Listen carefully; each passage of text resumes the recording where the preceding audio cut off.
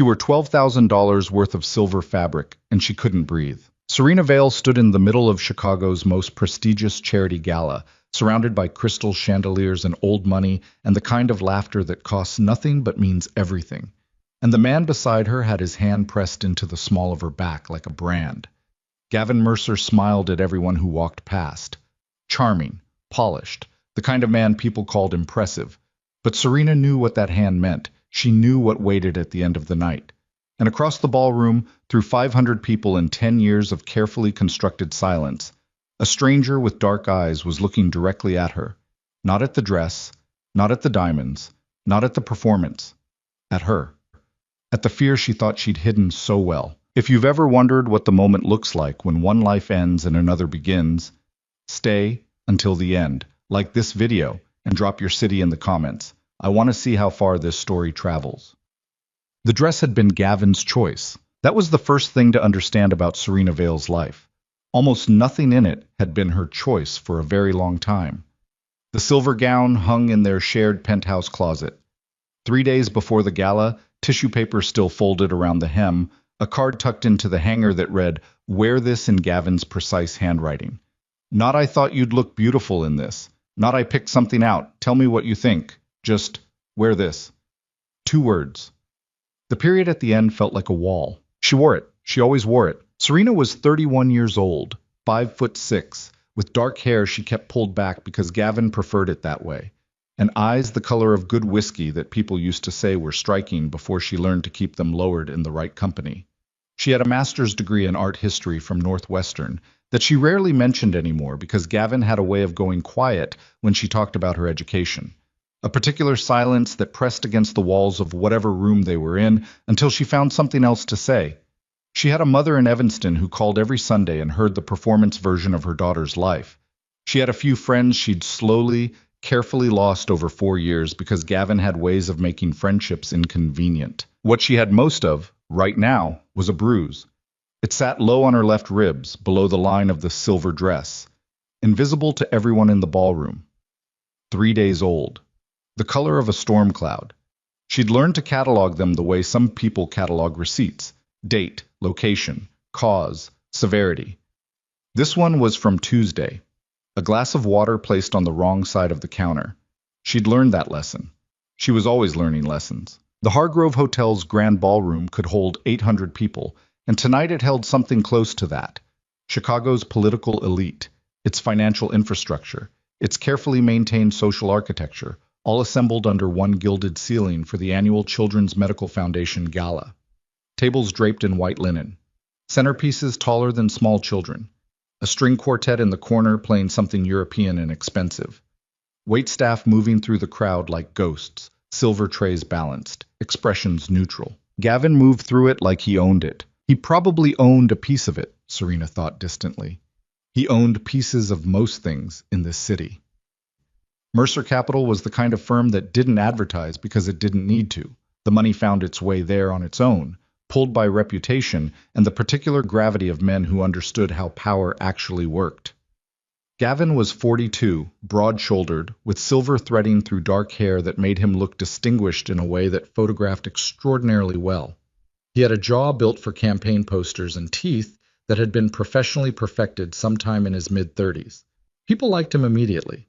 They always liked him immediately. "Senator Hollis at 2 o'clock, Gavin murmured near her ear, the words shaped like intimacy but carrying none of it. "Be warm. He's been cold on the lakefront project." Serena adjusted her expression. She was good at that. She'd become fluent in a language that had no words, the slight softening around the eyes, the angle of the smile, the particular warmth she could produce on demand that had nothing to do with how she actually felt. She'd been Gavin's asset at these events for 4 years. Charming where he was calculating, approachable where he was intimidating, the humanizing detail in a portrait that might otherwise read as too hard. Senator Hollis was a heavy-set man with a bourbon already in hand at 8 in the evening, and he lit up when he saw them approach. "Gavin and Serena, God, you look stunning." "Thank you, Senator." The smile, the warmth, the performance, clean and practiced. Gavin's hand pressed slightly harder against her back. "Good girl." That was what the pressure said. She'd learned to read pressure the way musicians read notation.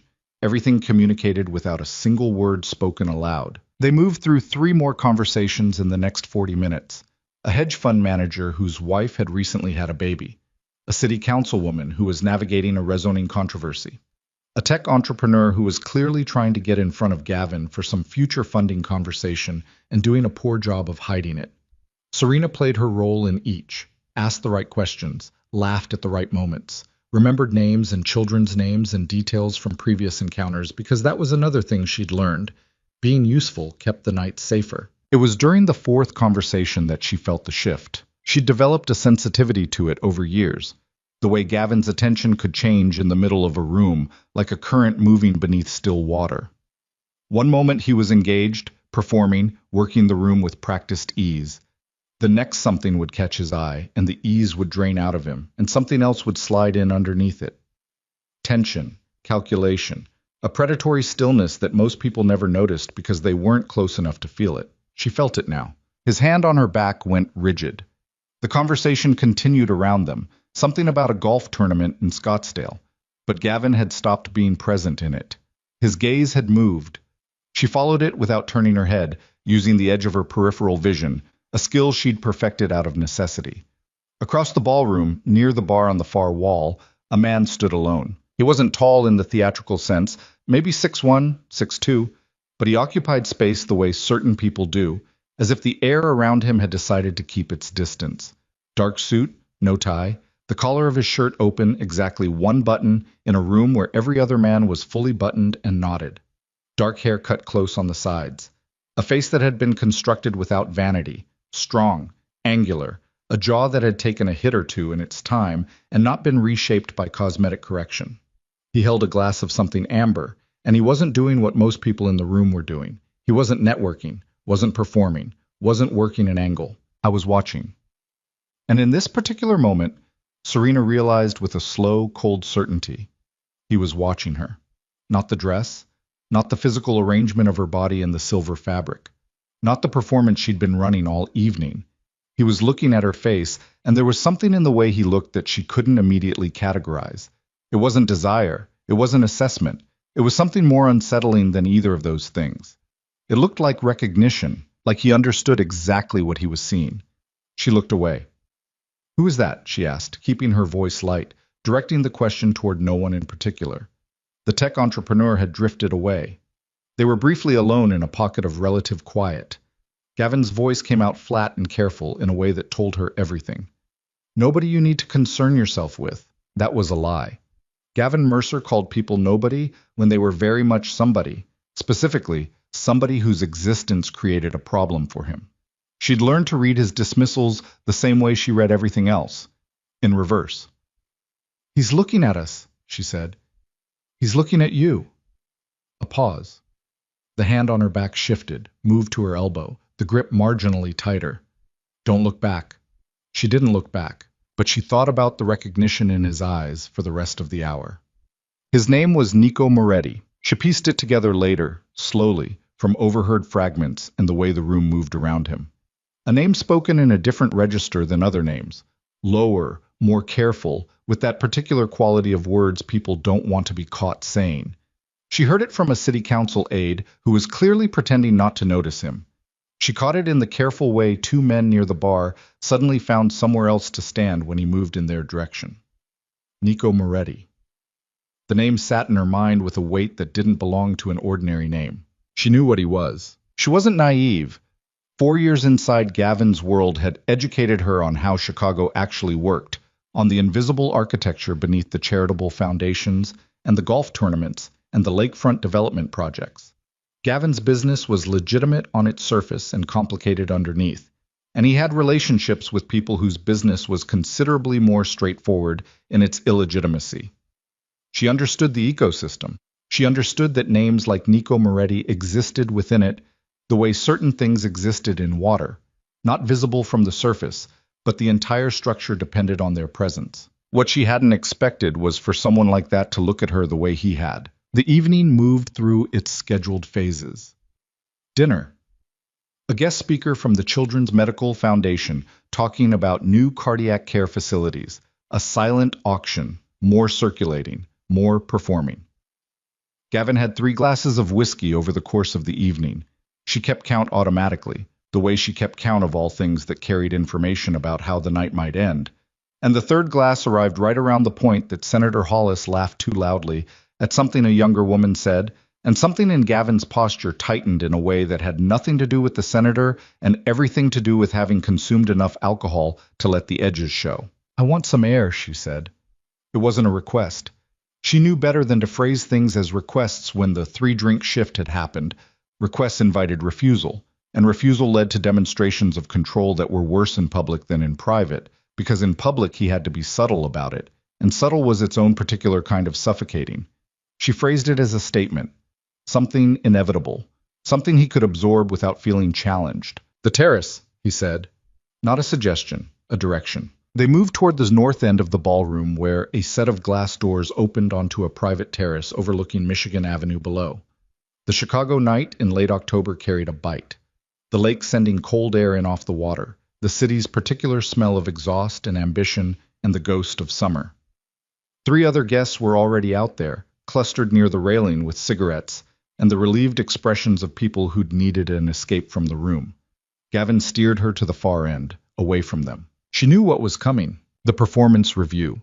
This was what she'd privately named them, these quiet, ruthless assessments that happened in the margins of social events, delivered in a voice too low for anyone else to catch, the words careful and precise, and designed to land exactly where they were aimed. Tonight she'd smiled too warmly at the councilwoman. She'd laughed at the wrong moment with the hedge fund manager, or she'd looked at something for too long, or she'd looked at something not long enough. There was always something. But tonight the performance review didn't start where it usually started. "You were looking at him," Gavin said. "I wasn't." "Don't." The word arrived flat and final. He wasn't holding his glass anymore. He'd left it inside. His hands were free, and she was acutely aware of that. On the terrace. In the cold. 3 other people 30 feet away with their backs turned and their own conversation. "You were looking at Moretti." "You told me to look away." "I looked away." Before that. "Gavin, I saw you." His voice was still low, still carefully controlled, the way it was always controlled in places where the wrong ears might catch the wrong thing. But underneath the control there was something running hot and jagged. The whiskey had done its work. "How do you know him?" "I don't know him. I don't know who he is. Don't lie to me in public." She felt the cold of the terrace railing through her palm where she gripped it. "I'm not lying. I noticed someone looking at me. I looked back. I don't know him." The silence between them had a texture. She'd learned to read silences the way meteorologists read pressure systems. This one was building toward something, and she was trying to calculate whether the presence of the 3 people at the other end of the terrace was enough protection, or whether she was fooling herself again. "We're going to have a conversation about this when we get home," Gavin said. There it was. The postponement. The promise that was also a threat. "When we get home." 2 words that had a very specific meaning in the vocabulary of her life. The kind of meaning that made the bruise on her ribs pulse with a memory of its own. She opened her mouth to say something. She wasn't sure what. Some combination of appeasement and deflection that she'd assembled and reassembled so many times it had become automatic. And then the terrace door opened. Nico Moretti stepped out. He moved without announcing himself, without apology, with the kind of unhurried certainty that suggested he'd decided to come out here, and the decision had simply been enacted, no performance required. He didn't look at them immediately. He lit no cigarette, carried no drink. He simply walked to the railing, several feet to their left, and looked out at the city. The 3 guests at the far end of the terrace chose that exact moment to gather themselves and head back inside. And then it was the 3 of them, except Nico Moretti didn't seem to register Gavin's presence in any way that suggested the intrusion was accidental. Gavin's body beside her went absolutely still. She knew that stillness. It was the stillness of a man calculating whether the situation allowed for what he wanted to do. It didn't. Because Nico Moretti turned his head and looked at Gavin with an expression so empty of performance that it was almost startling in a place where performance was the only language spoken. "Mercer," he said. 1 word. No greeting attached to it. No social architecture. Just the name, delivered flat, like setting down something heavy. Gavin's jaw moved. "Moretti." A beat. "This is a private conversation." "Is it?" Not a question, the kind of statement that made questions feel unnecessary. We're in the middle of something. You're on a hotel terrace. Nico's eyes moved to Serena then, directly, without the apology most men would insert into the gesture. And what she saw in them was the same thing she'd seen from across the ballroom. Not desire, not calculation. Something that sat underneath both of those things, and was more unsettling because she couldn't name it. You all right? He asked her. The question hit her somewhere she wasn't prepared for. Nobody asked her that. Nobody at these events, nobody in this world asked her that question and meant it as anything other than social texture, the conversational equivalent of a handshake. He asked it the way you'd ask someone standing on a ledge. Direct. Careful. Expecting a real answer. She didn't know what to do with a real answer. She's fine, Gavin said. I wasn't asking you. The temperature on the terrace dropped several degrees that had nothing to do with the October wind off the lake. Gavin turned to face Nico fully, and the calculation she'd seen working behind his eyes had reached some conclusion because his voice shifted, still controlled, but the control was doing more work now. I don't know what you think you're doing, but I'd suggest you go back inside. I'll go back inside when I want to. Nico turned to lean against the railing, settling in with the easy patience of a man who had nowhere more important to be.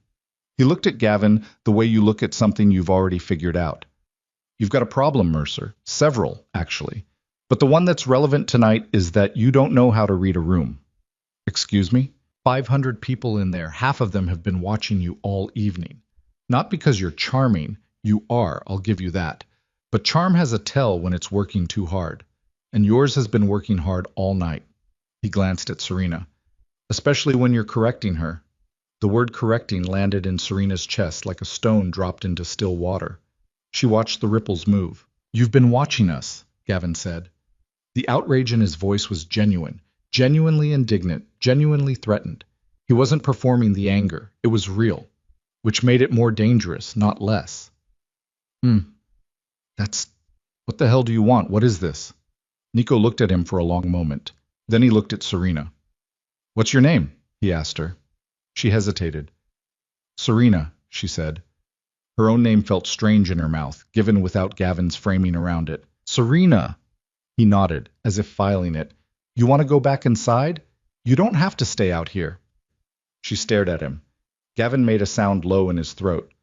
She goes where I'll stop you there, Nico said, and the ease in his voice was the most frightening thing about the sentence, how entirely relaxed he sounded while saying something that was absolutely not relaxed. I'd think about the rest of that sentence before you finish it. Given where you're standing, given who's inside, and given what I know about your business arrangements, I'd think about it very carefully. Silence. Chicago hummed 30 floors below them, indifferent and continuous. Gavin's hand moved toward Serena. Not aggressive, not yet. The motion too public for aggression, but possessive in a way that was its own language. And Nico watched it. Don't, Nico said. Just that. Don't. Quiet as a door closing. Gavin's hand stopped. Serena felt something break open in her chest. She couldn't name what it was, only that it was something that had been sealed shut for a very long time. And the sensation was terrifying because freedom and terror lived in adjacent rooms, and sometimes you couldn't tell one door from the other. Serena, Nico's voice. You want to go inside? She looked at Gavin. His face was contained, the performance layer back in place, but underneath it something was exposed and raw and very, very angry. She knew what that look meant. She knew exactly what it meant. She looked at Nico Moretti, a man she did not know, who carried a name spoken in careful tones in this city, who had walked onto a terrace and asked her if she was all right, like the answer mattered. Yes, she said. I want to go inside. What happened next took approximately 6 minutes and would be discussed in certain Chicago circles for considerably longer. Nico Moretti walked back into the ballroom beside Serena Vale, and the shift in the room was immediate and visceral. The way a school of fish moves when something large enters the water, the collective reorientation of attention that happened below the level of conscious thought. People turned, people noticed, and then people began doing the social mathematics that those kinds of rooms ran on constantly, adding up the variables. The silver dress, the dark suit, the absence of Gavin Mercer, the particular way Nico moved through the crowd with Serena 2 steps to his left. Gavin came back in 30 seconds later. His expression was controlled. His stride was controlled. But the hedge fund manager he nearly walked through on his way across the room would later tell someone that Mercer's eyes were doing something he'd never quite seen from the man before. Something raw, something genuinely unguarded. And it made him step back more sharply than the near collision warranted. Serena stood with a glass of water she'd taken from a passing tray and was not drinking. Her heart was going at a pace she could feel in her throat. Around her, the gala continued its choreography. The string quartet shifted to something more contemporary. A small wave of laughter rose and broke near the auction tables. A photographer circled the perimeter looking for candid moments that would run in the society pages. Nico stood close enough to make a statement, not touching her, not performing protection in any theatrical sense, just present in a way that had weight. "You don't have to explain anything," he said, quietly enough that only she could hear. "I wasn't going to." "Good." She looked at him sideways. "You don't know anything about my situation?" "No," he agreed. "Then why?" "Because I know what a bruise looks like under fabric when the light hits it right." He said it simply, without drama, the way you state a fact that needs no amplification. "And I know what it looks like when someone's counting exits in a room." She went very still. "You've been doing it all night," he said, "clocking the doors, the staff corridors. You know where the service elevator is. Most people at these events don't know where the service elevator is." She stared at the middle distance. The string quartet. The circling photographer. "That's not—" she started. "I'm not asking you to confirm it." He turned to look across the room toward where Gavin had resettled himself into a conversation. The effort visible in the set of his shoulders, the recalibration happening in real time. "I'm just telling you what I saw." The ballroom was bright and full and loud around them, and Serena felt, for one strange and vertiginous moment, absolutely exposed. Not in the way Gavin's silences made her feel exposed, which was small and cornered and alone. Exposed in a different way. Seen. Which was somehow more frightening than any of the other things she'd felt tonight. "Who are you?" she asked. "Nico Moretti." "I know your name, that's not what I asked." He looked at her then. Direct, unperformed, that same quality of recognition she'd noticed from across the room. "I'm someone who's dealt with men like Gavin Mercer long enough to recognize what they leave behind them," he said. "And I'm someone who, about 4 years ago, wasn't paying close enough attention when someone I cared about needed me to be." She absorbed that. "I don't need—" she started. "I'm not offering to save you," he said, and the precision of it was startling, the way he'd cut off what she was going to say before she said it. "I don't do that. You're not a thing that needs saving. I'm just telling you that whatever tonight is for you, whatever you need it to be, I'm not going anywhere." Across the room, Gavin's gaze found hers. The conversation he was in continued around him, but his attention had locked onto her and Nico with the focused intensity of someone conducting a threat assessment. She watched him decide something. She watched the decision settle into his expression, something cold and deliberate underneath the social warmth. She knew that expression. She knew exactly what it meant. "He's going to make tonight difficult," she said. "Probably," Nico said. "You don't understand how he gets—" "I have some idea." She looked at him. "You've been watching him. Before tonight." Nico was quiet for a moment. "Mercer Capital has been adjacent to several business dealings I have an interest in. I've done my research." A pause. "What I found went beyond the business." The implications settled around her like something physical. She thought about what it meant, that someone, entirely outside the structure of her life, had looked at Gavin Mercer and found what she'd been living with for 4 years, had found the paper trail of it, the witnesses, the patterns. She thought about the bruise on her ribs.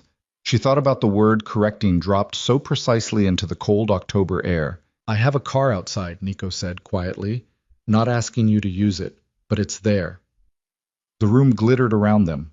Crystal chandeliers, old money, 500 people performing their versions of their lives. Gavin across the ballroom, watching, calculating, the mask still on but the eyes doing something different. She thought about the penthouse. The closet with the silver dress hanging in it 3 days ago, the card with 2 words. The silence that pressed against walls. The lessons she kept learning. She thought about a locked door without fear on the other side of it. A concept so foreign, it felt like a language she'd only ever read about. "I don't know you," she said. "No," he agreed. "I have no reason to trust you." "No," he agreed again, without flinching from it. "People like you—" She stopped, started over. "Men with your kind of—" I'm not going to tell you I'm a good man, he said. I'm not. But I'm standing here and I'm telling you what's available to you tonight. What you do with that is yours. Gavin had begun moving across the room. Not fast, controlled. The practiced ease of a man reclaiming territory in a social space where aggression had to wear a different costume. He was perhaps 40 feet away, 30. Serena looked at the glass of water in her hand, looked at the room, looked at Nico Moretti's face. Not polished, not perfect, carrying its history and the angles of it, absolutely certain of whatever it was doing tonight. 20 feet. She set down the glass on the nearest table. What kind of car? She asked. What followed was not a dramatic exit.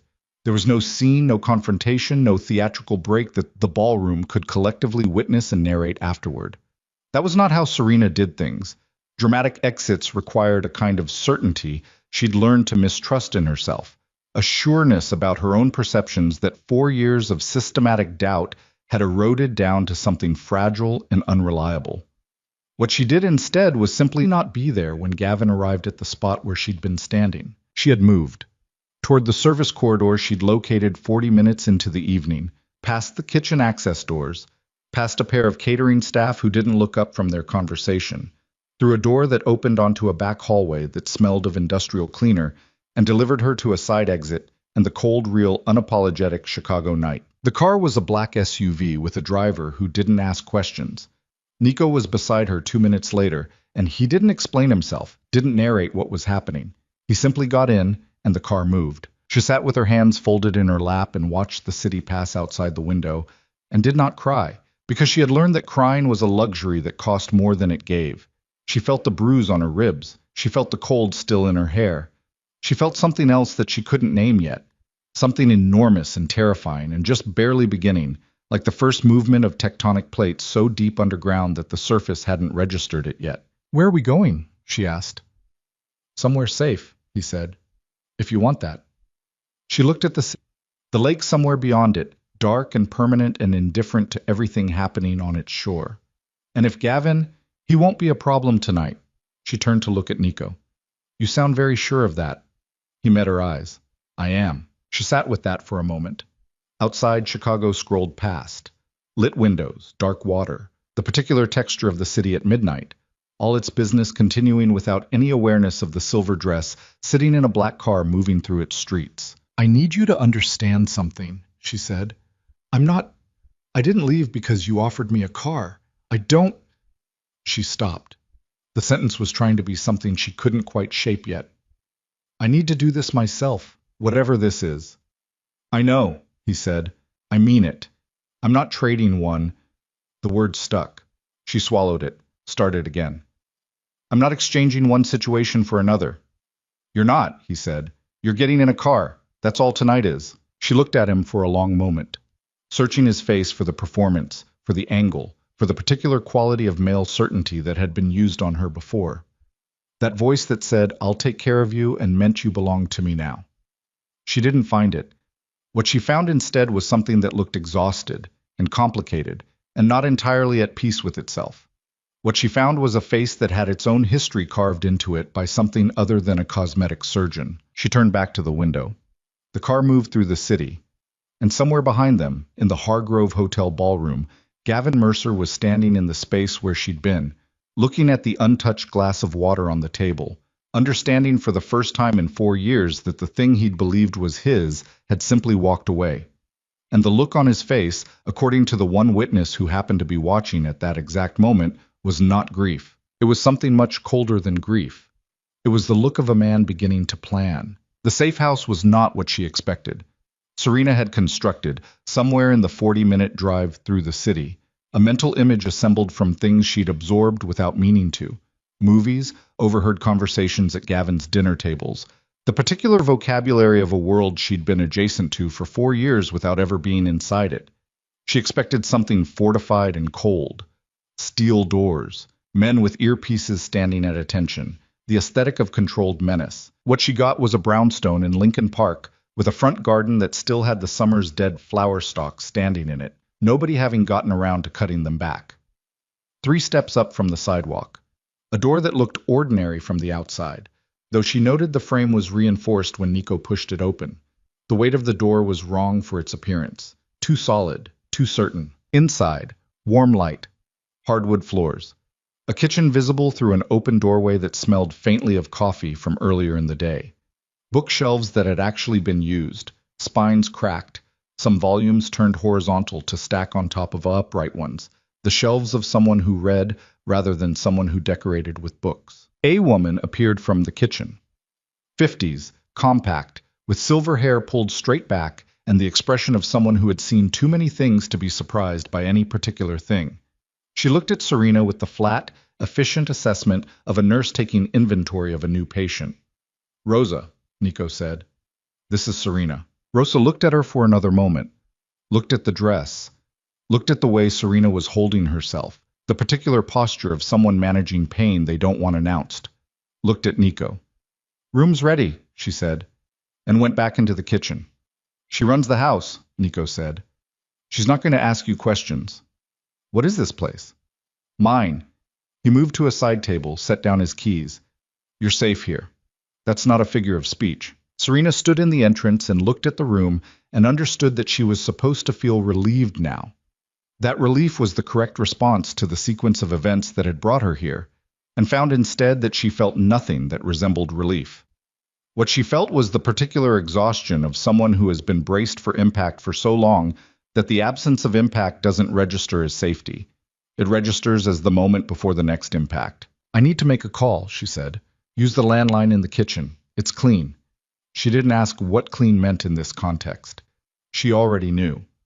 Her mother answered on the second ring, the way she always did on the rare occasions Serena called after 10 p.m., picking up fast with the particular alertness of a woman who had trained herself to be available. "Serena, what's—" "I'm fine, Mom. I'm okay." She said it quickly, before the question could fully form. "I need you to know that I'm okay. I'm somewhere safe." A beat. Her mother had learned, over 4 years, not to ask certain questions directly, had learned it the way you learn things by watching the consequences of trying the direct route. "Are you—" A pause. Starting over. "Do you need me to come?" "No, not tonight. I'll call you tomorrow." "Serena." Her mother's voice. The specific quality of it. The thing underneath the control. The thing that had been living underneath the control for 4 years. He didn't— "I'm fine," Serena said again. And then, because her mother deserved something more than the performance version, "I left." The silence on the other end lasted 4 seconds. Serena counted them. "Okay," her mother said, quietly. "Okay, sweetheart. Don't call the penthouse. Don't answer if Gavin calls you. Just wait for me tomorrow. I'll be here." She hung up and stood in the kitchen with the old-fashioned landline receiver still in her hand and looked at the window above the sink, at the dark glass reflecting the kitchen back at her, and thought, "I left." The 2 words sat inside her like a stone with unexpected weight, not light, not free, just real. More real than anything she'd said in a very long time. Rosa set a cup of tea on the counter beside her without comment and left the kitchen again. Serena drank the tea standing up. She didn't take off the silver dress. Gavin called her cell phone 11 times between midnight and 2 in the morning. She knew this because Rosa brought her the phone, retrieved, Serena didn't ask how, from the clutch she'd left in the ballroom, and set it on the nightstand of the room upstairs with the screen facing up. Serena lay on top of the covers in the dark and watched the screen light up, counted the calls, did not answer any of them. The 11th call was followed by a text message that she read once and did not read again. "You have no idea what you've done. Come home and we can fix this. Don't make me come find you." She set the phone face down. She lay in the dark and listened to the house. It had sounds that were different from the penthouse, older sounds, the particular language of a building that had been standing for decades, pipes settling, wood contracting in the cold. Somewhere below she could hear the low murmur of a television, which meant Rosa was still up, or someone was. The room smelled of clean linen and nothing else. She slept, eventually. Poorly. In the silver dress. When she woke, it was pale gray morning and Nico Moretti was sitting in the chair across the room. She was upright before she was fully conscious, the reflex older than thought. The particular startled response of someone who had learned that a person in the room could mean the night was not over yet. "Easy," he said. not moving, hands visible on the armrests of the chair. I knocked. You didn't answer. I was checking you were still breathing. She stared at him. Her heart was going fast, and she made herself breathe through it. 4 counts in, 4 counts out. The technique her therapist had given her 3 years ago before she'd stopped going to therapy because Gavin had found ways to make the appointments difficult. Don't do that, she said. I won't again.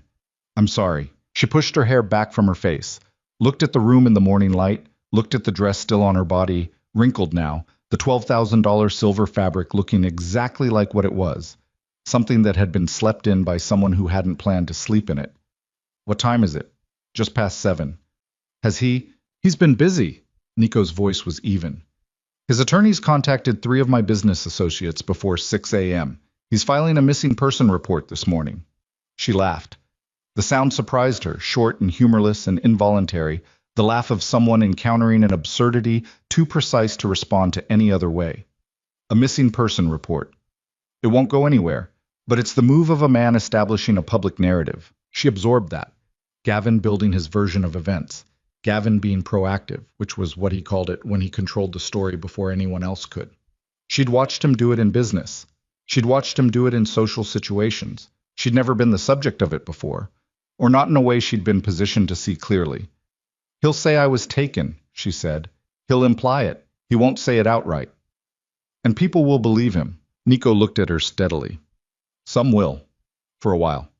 She looked down at her hands. There was a small mark on her left wrist, not from last night, from 3 weeks ago, from a moment in the kitchen that had lasted approximately 8 seconds, and that she had spent the subsequent 3 weeks constructing explanations for. She turned her wrist over and put her hand flat on the comforter. I need clothes, she said. Rosa can get you whatever you need. I need to go back to the penthouse. The air in the room shifted slightly. Nico didn't move, didn't change expression, but something recalibrated in the quality of his attention. That's not a good idea right now. I'm not asking for your assessment of the idea. I need my things, my documents, my... She stopped. There was a storage unit in Wicker Park that Gavin didn't know about. A 10 by 10 space she'd rented 2 years ago under her mother's name with cash, during a 3-hour window when Gavin was in New York. She'd been building something in that storage unit. Slowly, methodically, the way you build something when you don't know if you'll ever use it, but you build it anyway because the alternative is having nothing. Money. Documents. The photographs she'd taken on her phone and printed and sealed in an envelope. The journal. There are things I need, she said, finishing the sentence differently than she'd started it. Nico studied her. Not the penthouse. No, she said after a moment. Not the penthouse. Something shifted in his expression. Not surprise, exactly. Something more like recognition, adjusted. You've been planning this. It wasn't an accusation. It was a statement made in the same register he'd used on the terrace. The flat, direct register of someone naming a thing without drama. Thinking about it, she said, for 2 years. I was quiet for a moment. The storage unit. Wicker Park, off Damon. She stared at him. I told you I did my research, he said. You surveilled me. I surveil people I'm concerned about. No apology in it. I didn't access it. I just know it exists. She held his gaze and felt something that was not quite anger and not quite gratitude and sat in the uncomfortable space between them, like weather. That is not okay, she said. That is not... I know. You can't just... I know. He said it the same way twice, and the repetition had a quality to it. Not defensive, not dismissive. Acknowledging. I'm telling you because you'd find out eventually, and I'd rather you find out from me than discover it and wonder what else I haven't said. She thought about that. About the particular calculation involved in that choice. The decision to disclose rather than conceal. Made not from virtue necessarily, but from strategy. From understanding that trust was a structure that had to be built on accurate materials, or it wouldn't hold weight. She didn't like it, but she filed it. I want to go this morning, she said. I'll take you. The storage unit was exactly as she'd left it 14 months ago, the last time she'd had a safe window to visit. The padlock opened under her hands with the ease of something that had never been touched by anyone else, and the smell inside was dust and paper and the particular staleness of enclosed air. Familiar, in an odd way, because she associated this smell with the only version of herself that had been entirely her own for the past 4 years. She moved through it efficiently. She knew where everything was. She'd organized it with the precision of someone who understood that time in here was always borrowed. The banker's box on the left shelf held the documents: her passport, her birth certificate, the folder of photographs she'd printed and labeled with dates and brief clinical descriptions. The metal box on the floor held the money.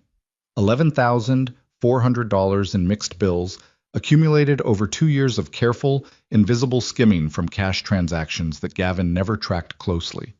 The journal was in a waterproof bag hung from the wire shelving, 312 pages of handwriting, dates, and descriptions, and the careful recording of a life that had been happening underneath the performance of another life. She packed it into a duffel bag she'd left hanging on a hook, and she did not rush, and she did not break down.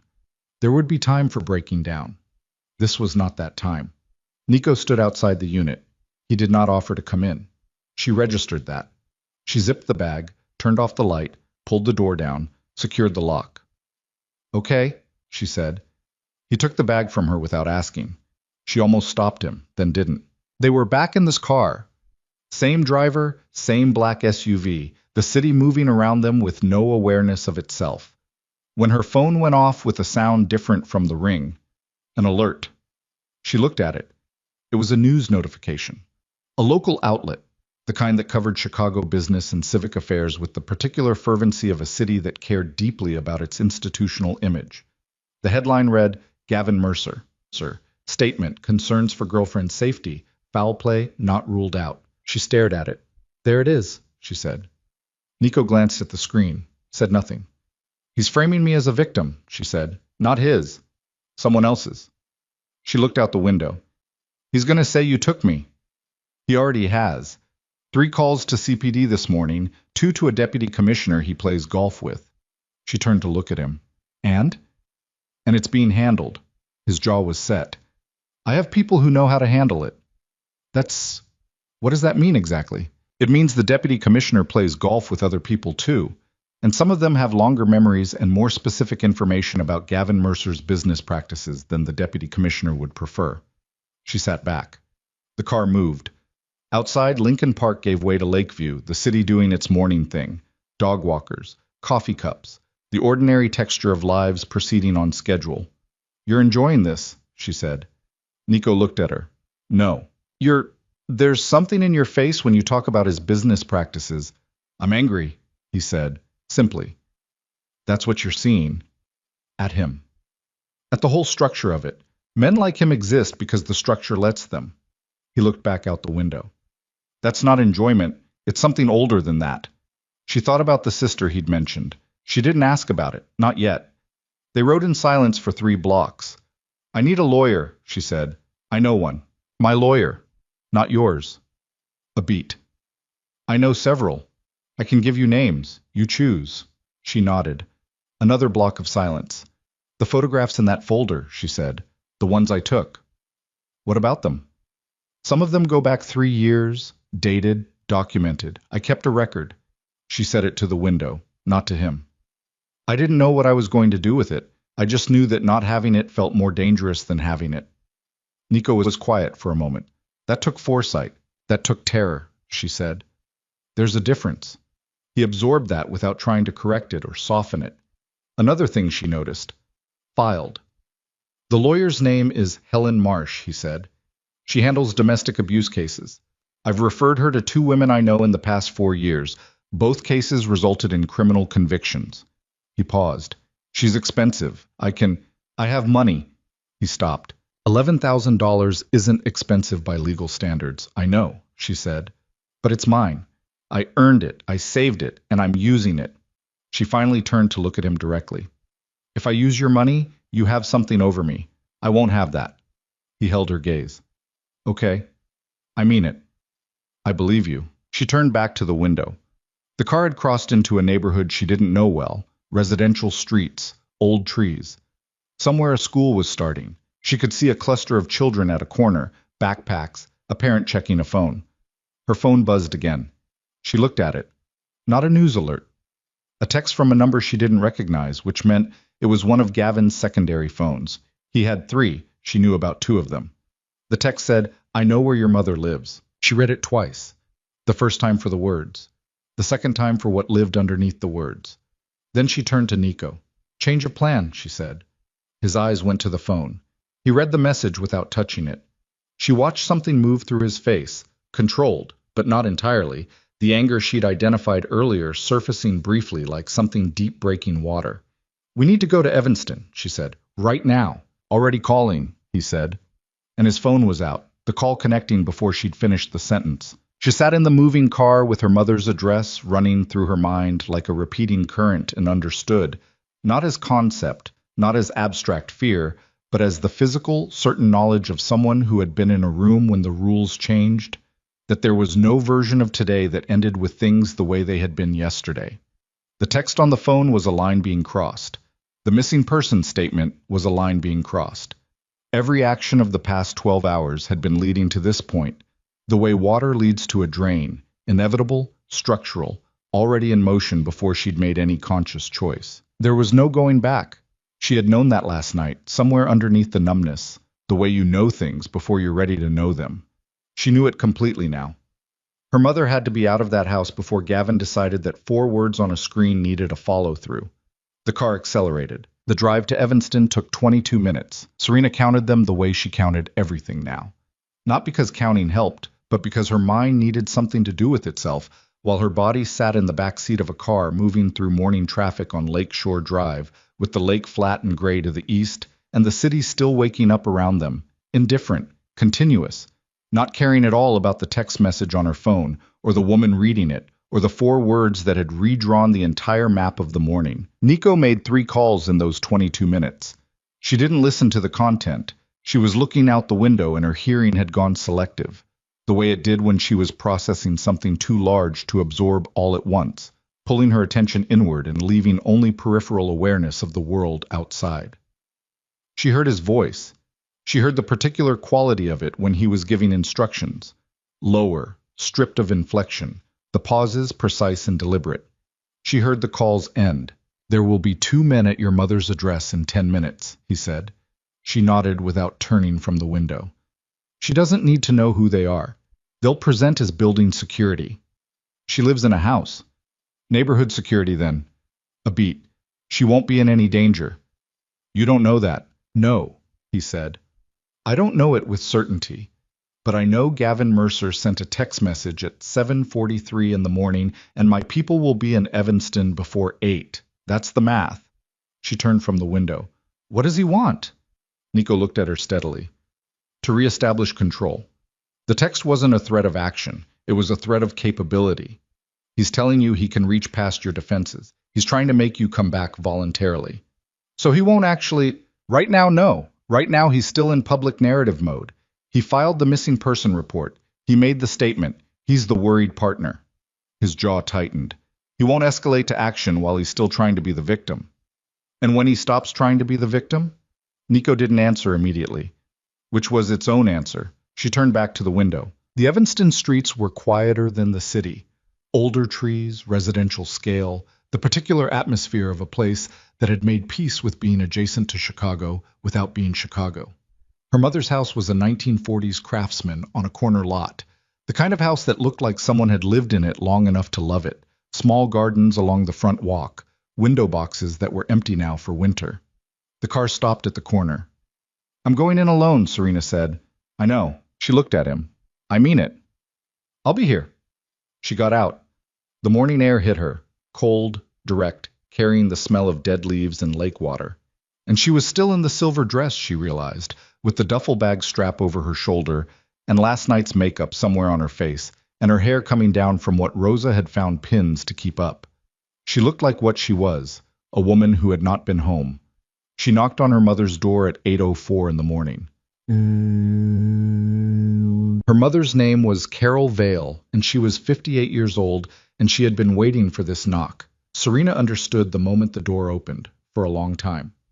Not this specific knock on this specific morning. The knock in general. The one that meant her daughter was finally on the other side of something instead of inside it. Carol looked at the dress, looked at the bag, looked at her daughter's face with the careful attention of a woman reading something she'd been trying to decipher for years. Come inside, she said. The house smelled of coffee and the particular domestic warmth of a place that was genuinely lived in, newspapers on the kitchen table, a sweater on the back of a chair, the morning light coming through the east window at the angle Serena had memorized as a child. She sat down at the kitchen table in the silver dress, and her mother put coffee in front of her and sat across from her and didn't speak, which was one of the things Serena had always loved about her mother, the understanding that silence could be generous. "I need you to pack a bag," Serena said. "You're going to stay with Aunt Patricia for a few days." Carol's expression didn't change. "He threatened me." "He implied it." "Serena." Her mother's voice, level, direct. "What does that mean, implied it?" "It means he sent a text message that referenced your address. It means he's trying to establish that he can reach things I care about." She wrapped her hands around the coffee mug. The heat was good, specific and immediate, something to hold on to. "It doesn't mean he'll act on it, but I'm not going to Patricia's." Serena looked up. "Mom, I'm not going to Patricia's, and I'm not going to hide in someone else's house because that man sent a text message." Carol's voice was still level, but underneath the level, there was something that had been compressed for 4 years and was now finding edges. "I've been watching this for 4 years, Serena. 4 years of Sunday phone calls where I could hear what you weren't saying. 4 years of bruises you explained with door frames and staircases and the corners of furniture." Her hands were flat on the table. "I'm not hiding. You're out. You stay out. That's what matters." Serena sat very still. "I'll get the alarm system updated," her mother said. "I'll be careful. I'll call you twice a day, but I'm not—" She stopped, started again. "If I run, it tells him running is the right response. I've lived in this house for 23 years. I'm not letting him take that." Serena looked at her mother's hands on the table, looked at her own. They had the same hands, the same knuckle structure, the same way the tendons showed when the hands were flat. She hadn't noticed that in years. "There will be 2 men outside," she said. "Neighborhood security. They're connected to someone I've been dealing with, someone who's helping." "The man from last night." Serena hesitated. "The news—" "I have my phone too." Carol looked at her. "Nico Moretti." "Yes." Her mother was quiet for a moment. "Is he safe?" "I don't know yet." "Is he safer than Gavin?" Serena thought about the terrace, the chair across the room, the 3 calls in 22 minutes. "Yes," she said. Carol nodded once, stood up, poured herself coffee. "Then you need to go do what you need to do." She turned from the counter and looked at her daughter. Really looked at her, the way she'd been trying to look at her for 4 years through the performance and the careful deflection. "And Serena, next time you need to leave somewhere, you come here first. You don't wait." Serena felt something move through her chest that she didn't have words for. She stood up and crossed the kitchen and put her arms around her mother, and her mother held on with both arms, the way you hold on to something that has almost been lost. The grip of someone who has run the calculation of how close it came and is not finished processing the number. She didn't cry. Neither did her mother. They just stood in the kitchen for a moment, in the morning light, in the specific silence of 2 women who understood each other. Then Serena picked up the duffel bag and went back to the car. Helen Marsh's office was on the 14th floor of a building on Michigan Avenue, 15 minutes from Evanston, and she was already there when Serena arrived at 9:15, a small woman in her mid-50s with close-cropped gray hair and the precise, unhurried movements of someone who had long ago made peace with urgency by converting it into efficiency. Her office was not decorated for impression. It was decorated for work. Files, bookshelves, a whiteboard along one wall with a case map that had been partially erased and rewritten several times over, the ghost of previous iterations still visible underneath the current one. She shook Serena's hand and looked at the silver dress without remarking on it and gestured to the chair across from her desk. "Nico told me the basic parameters," she said. "I want to hear everything from you. Take as long as you need." Serena sat, put the duffel bag on the floor, put her hands in her lap, and started talking. She talked for 40 minutes. She had never talked for 40 minutes about this before, but not continuously, not sequentially, not with the kind of organized precision she found herself using because Helen Marsh had a yellow legal pad and was writing things down and asking occasional questions in the clinical voice of someone assembling structure rather than absorbing narrative. Date of first incident, nature of escalation, medical attention sought or not sought, and why not. Financial arrangements, witnesses, named and potential. The photographs, The journal. The storage unit. When she mentioned the photographs and the journal, Helen stopped writing. You have documentation. She said. Yes. How comprehensive? 3 years, consistent, dated. Some of the photographs have location metadata still embedded. Helen looked at her for a moment with an expression that was not quite surprise and not quite admiration, but sat between them. Most people don't document, she said. I know. It changes the case significantly. I know that too. Helen wrote something, underlined it, looked up. The missing person report he filed this morning is going to complicate the immediate picture. He's created a public record that positions you as a victim of something other than him. That's strategic, and it's not accidental. She put down the pen.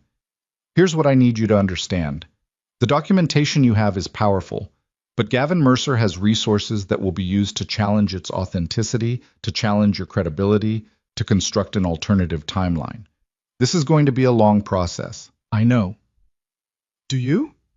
Helen said it without cruelty, directly. Because people say they know, and then they encounter the first deposition and realize they didn't know. I need you to actually know. Serena looked at her.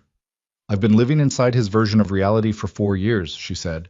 I know what he's capable of constructing. I've watched him do it to other people. A pause. I'm ready. Helen held her gaze for a moment, nodded, picked up the pen. Okay, then let's talk about next step.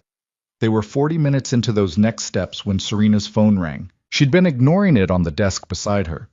3 more calls from Gavin's primary number, 2 from numbers she didn't recognize, but this number she knew. It was Marcus Webb, who was Gavin's chief of staff and the person who handled the administrative architecture of Gavin's life. The man who scheduled and arranged and facilitated. She'd known Marcus for 4 years.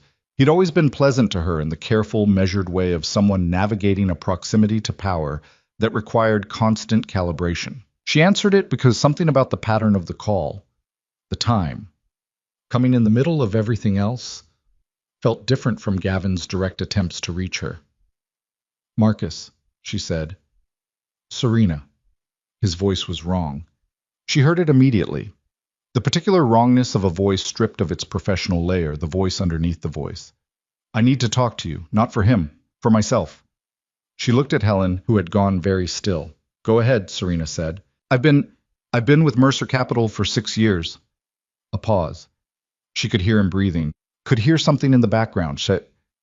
A car, movement, the sound of someone who was not calling from his office. There are things I've known, things I've been aware of, that I didn't act on because the situation was... He stopped, restarted. I need to meet with you. Why? Because he's not going to stop. The words came out with a different quality from the rest, stripped, direct, carrying the weight of something decided. And because what you have in that folder isn't the whole picture. She went cold. What do you mean? There are other women, Serena. The words landed in the silence of Helen's office like something physical. Before you, I know of at least 2. One of them signed an NDA. One of them... He stopped. The background noise shifted. I can't talk on the phone. I need to meet with you in person, today if possible. She looked at Helen. Helen was writing. Where? Serena said. He named a coffee shop in Wicker Park. Noon. He wanted her to come alone, which she had no intention of doing, and said so. And he was quiet for a moment and then said, fine, just not Moretti, and she said she'd see what she could do. She hung up. Helen set down her pen. Other women, Serena said. The words felt strange outside her body. She'd constructed the architecture of her case around her own experience, her documentation, her timeline, her evidence. She had not constructed it around the possibility that there was a larger pattern with its own evidence, its own witnesses, its own legal weight. If there are other victims with documentation, Helen said carefully, and if they're willing to come forward, that changes the criminal exposure significantly. It moves from domestic violence case to pattern of abuse. That's a different charging landscape. He said one signed an NDA. NDAs don't prohibit cooperation with criminal investigations. They're civil instruments.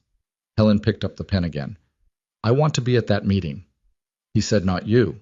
He said not Moretti. He didn't specifically exclude counsel. Serena sat back in the chair and looked at the whiteboard on the wall. The ghost lines of previous cases, partially erased, the new writing over the top of them. It looked like what it was, a map of complicated things that had to be navigated without the comfort of clean lines. "Who are they?" she said. Not to Helen. To the room, to herself. 2 women before her. 2 women who had known Gavin Mercer the way she knew him. The hand on the back, the performance review on the terrace, the particular silence that pressed against walls. 2 women who existed, and she had not known. 4 years inside his version of reality, and there had been a history she'd never been given access to. The coffee shop in Wicker Park was called Meridian, and it had exposed brick and mismatched furniture and the kind of relentless ambient noise that made conversations private by default. Serena arrived at 11:52 in a change of clothes Rosa had sourced that morning. Dark jeans, a gray sweater, her own boots from the duffel bag, the silver dress folded at the bottom of a bag in the brownstone. She felt more like herself in the gray sweater than she had in weeks. She didn't examine why. Helen Marsh was at a table in the back corner, already there, a coffee, and a legal pad in front of her. Marcus Webb arrived at noon exactly. He was a tall man, early 40s, with the kind of careful professional presentation that suggested a life built around making a good impression. But today the presentation had slipped. His tie was loosened, there was something raw and sleepless around his eyes, and he stopped when he saw Helen. "I said, she's my attorney," Serena said. "Sit down, Marcus." He sat. He looked at Helen for a moment with the expression of a man recalculating, then seemed to decide that the recalculation landed in a place he could accept. He ordered coffee from a passing server without looking at the menu. "Start at the beginning," Serena said. He started with a woman named Dana Collier. 3 years before Serena, an interior designer who had dated Gavin for 8 months, and then disappeared from his life with the particular suddenness of a door closing. No gradual fade, no announced ending, just a presence and then an absence. Marcus had been with the company for 2 years at that point. He'd handled the paperwork. Non-disclosure agreement, signed under terms he had been told to describe as a mutual separation settlement. He had described it that way. He had not asked what it was settling. "And the second?" Helen asked. Her voice was precisely neutral, the legal pad open, the pen moving. Marcus wrapped his hands around his coffee cup. "Lena Park. About 18 months before you. She worked in the financial sector. They met at a conference. 6 months." He paused. "She didn't sign anything." "Why not?" Serena asked. "Because she went to a hospital." He set it to the table. "And she had documentation of her own. And she was going to go to the police." The coffee cup rotated in his hands. A small, unconscious motion. The restlessness of a man inside a confession. Gavin's lawyers made a civil case against her. Something about a business dealing, a conflict of interest, entirely constructed. It wasn't going to go anywhere, but it didn't need to go anywhere. It just needed to make going to the police too costly, too complicated, too exhausting to pursue. The ambient noise of the coffee shop continued around them, indifferent. Someone laughed at a table near the window. "She withdrew," Marcus said. "She moved to Seattle.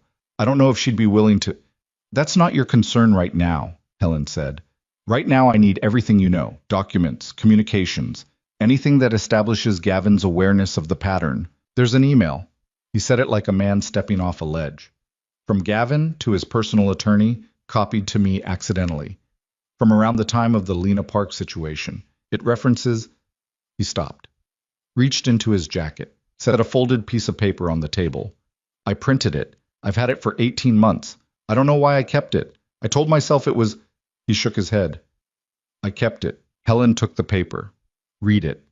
Her expression did not change in any way that most people would notice. Serena noticed the slight hardening around her eyes, the way the pen in her other hand went still. "Is this authenticated?" Helen asked. "Full email headers. Retrievable from the server if subpoenaed." Marcus looked at Serena. "I'm sorry. I should have—" "Don't," Serena said. Her voice came out flat, and she didn't bother adjusting it. "Tell me what the email says." Helen set it on the table and slid it toward her. It was 7 sentences. Gavin's voice, she recognized it immediately. The precision of it, the controlled tone, the way he stripped emotion from language to make it sound like administrative process. He was writing to his attorney about the Lena Park situation.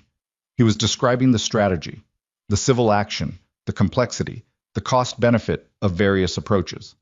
And in the fifth sentence, matter-of-factly, embedded between two sentences about legal fees, he wrote, "This is the third time we've navigated this category of situation, and the approach should be standardized going forward." Third time. The third time. Which meant there was someone before Dana Collier, someone Marcus didn't know about, or hadn't mentioned, or didn't know existed. Serena read the sentence 3 times. The coffee shop noise continued. The person near the window was still laughing, a long, free laugh, the laugh of someone having an uncomplicated morning. She set the paper down. Her hands were steady. She noticed that the steadiness, with a distant, almost clinical interest, the way you notice details about yourself when you've moved past the point where feelings are useful and into the territory where only function matters. "There's more," she said. Not a question. Marcus looked at her. His eyes were tired and guilty and certain, the eyes of someone who has decided what they're doing and is now doing it with the full knowledge of its cost. "Yes," he said, "there's more." He reached into his jacket again. What he set on the table this time was not a folded piece of paper. It was a USB drive, small and black, with a piece of white tape on it marked with a date. 3 years ago, 2 months before Serena had met Gavin at a rooftop fundraiser in River North and thought, initially, that he was the most interesting man in the room. She looked at the drive. "What's on it?" Helen asked. Marcus looked at Serena when he answered. Not Helen. Serena. "Security footage," he said, "from the Mercer Capital offices 3 years ago." He paused. "And a conversation between Gavin and his attorney that was recorded without his knowledge by someone who was very scared and who came to me because she didn't know who else to go to." "Who?" Serena asked. Her name was Claire Reston. His voice shifted slightly on the name. "She was an associate at the firm. She was 26. Was the past tense." "Where is she now?" Helen asked. Marcus looked at the table, looked at his coffee, looked at somewhere between the two. "She died," he said. "Car accident, 14 months ago." He looked up. "The police ruled it an accident. There was a blood alcohol level. There were witnesses who said she'd been drinking that evening." He stopped. "I don't know what it was. I've never known. But I kept the drive." The table was very quiet. Outside the coffee shop window, Wicker Park went about its morning. A woman pushed a stroller, a delivery truck stopped in the bike lane. The city doing what it did, continuous, indifferent, not knowing. Serena picked up the USB drive. It sat in her palm, small and light, weighing nothing and everything at the same time. 3 years old. Recorded by a 26-year-old woman who had been scared enough to document what she'd found, and who had been dead for 14 months, and whose death had been ruled an accident. She thought about her own storage unit in Wicker Park, her own envelope of photographs, her own journal, her own 14 months of careful, invisible evidence gathering. She thought about the $11,000 in mixed bills. She thought about the Sunday phone calls and the bruise on her ribs, and the 2 words on a hanger, "Wear this." She thought about a woman she'd never met, 26 years old, scared, who'd made the same calculations she'd made, and had come to Marcus Webb instead of walking out of a gala and had died 14 months ago in a car accident with a blood alcohol level that nobody could verify. She put the drive in her pocket. She looked at Helen. Helen was already writing, her expression composed and precise, the expression of a woman assembling the architecture of something large and complex and entirely possible. "We need to move fast," Serena said. "Yes," Helen said. "How fast?" Helen looked up. "How quickly can Nico Moretti's people access Gavin Mercer's movements? Not his communications, his physical location and pattern of behavior. I can find out in the next 10 minutes. Find out." Helen's pen didn't stop moving. Because if this drive contains what Marcus says it contains, Gavin Mercer is going to know it's missing within 24 hours. He keeps inventory of his vulnerabilities. Methodical men like him always do. And when he realizes it's gone, she stopped writing, looked at Serena. "Whatever the next move looks like, it will not look like a text message." Serena held the pen, the drive in her pocket. The weight of a dead woman's evidence against a man who had been standardizing his approach to this category of situation for at least a decade. She thought about walking back into the brownstone. She thought about Helen's whiteboard. She thought about her mother's hands flat on the kitchen table. She thought about Nico's voice saying, "I'm not going to tell you I'm a good man." and thought about the fact that she was about to call him and ask him to mobilize resources to surveil a man who might have contributed to a woman's death. And she was not going to hesitate, and she was not going to explain herself, and she was not going to feel ambiguous about it. She took out her phone. She did not hesitate. She called Nico. He answered on the first ring, which told her he'd been waiting, had known, on some level, that whatever the meeting produced would require him to. Nico answered on the first ring. Tell me, he said. She told him. Concise, sequential, the way Helen had taught her in 40 minutes to organize information. Dates first, then evidence, then implication. She stood outside the coffee shop on the Wicker Park sidewalk with her hand cupped around the phone against the wind, and she gave him everything in under 3 minutes. The USB drive, Claire Reston, the email, the third time, the standardized approach. The silence on his end lasted 4 seconds. Stay where you are, he said. Don't go back to the brownstone yet. Why? Because I need 20 minutes. A pause. Gavin's been moving this morning, more than I expected. Something cold moved through her. What does that mean? It means he made 3 calls in the last hour that I need to understand before you're in transit. Another pause, shorter. Is Helen still with you? Yes. Stay with her. I'll call you back. He hung up. She stood on the sidewalk. The morning had turned colder, the wind off the lake finding its way through the grid of streets with the particular persistence of Chicago in late October, indifferent to coats and collars and the preference of the people it moved through. A bus went past. A man on a bicycle navigated around her without looking up. She went back inside. Helen read her expression and didn't ask. Marcus was on his third coffee, both hands around the cup, the posture of a man who had set down something heavy and didn't know what to do with his hands now that they were empty. What happens to me, he said. Not to Helen, to Serena. She looked at him. What do you mean? I've been complicit. He said it flatly, without the self-protective softening that the word usually carried. 6 years, I processed the NDA, I watched the pattern. I kept a drive in my desk drawer for 14 months. His jaw was tight. What happens to me? That depends on what you do next, Helen said. Her voice was not unkind, but it was not warm either. It was the voice of someone who dealt in precision. Cooperation with a criminal investigation typically produces different outcomes than compelled testimony. If you come to the prosecutor voluntarily, with documentation, before charges are filed or subpoenas are issued, that conversation looks very different than if you wait. How different? Significantly. Marcus looked at the table. The USB drive was gone, in Serena's pocket, but the folded email was still between them, and he was looking at it the way you look at something you've been carrying too long, something that has left a mark from the weight. I'll cooperate, he said. Helen's pen moved. What? Nico called back in 18 minutes, not 20. Change of location, he said, when Serena picked up. There's a parking structure on Hubbard, 3 blocks east of you, level 2. I'll be there in 7 minutes. What's happening? Gavin's attorney filed a motion this morning for an emergency injunction.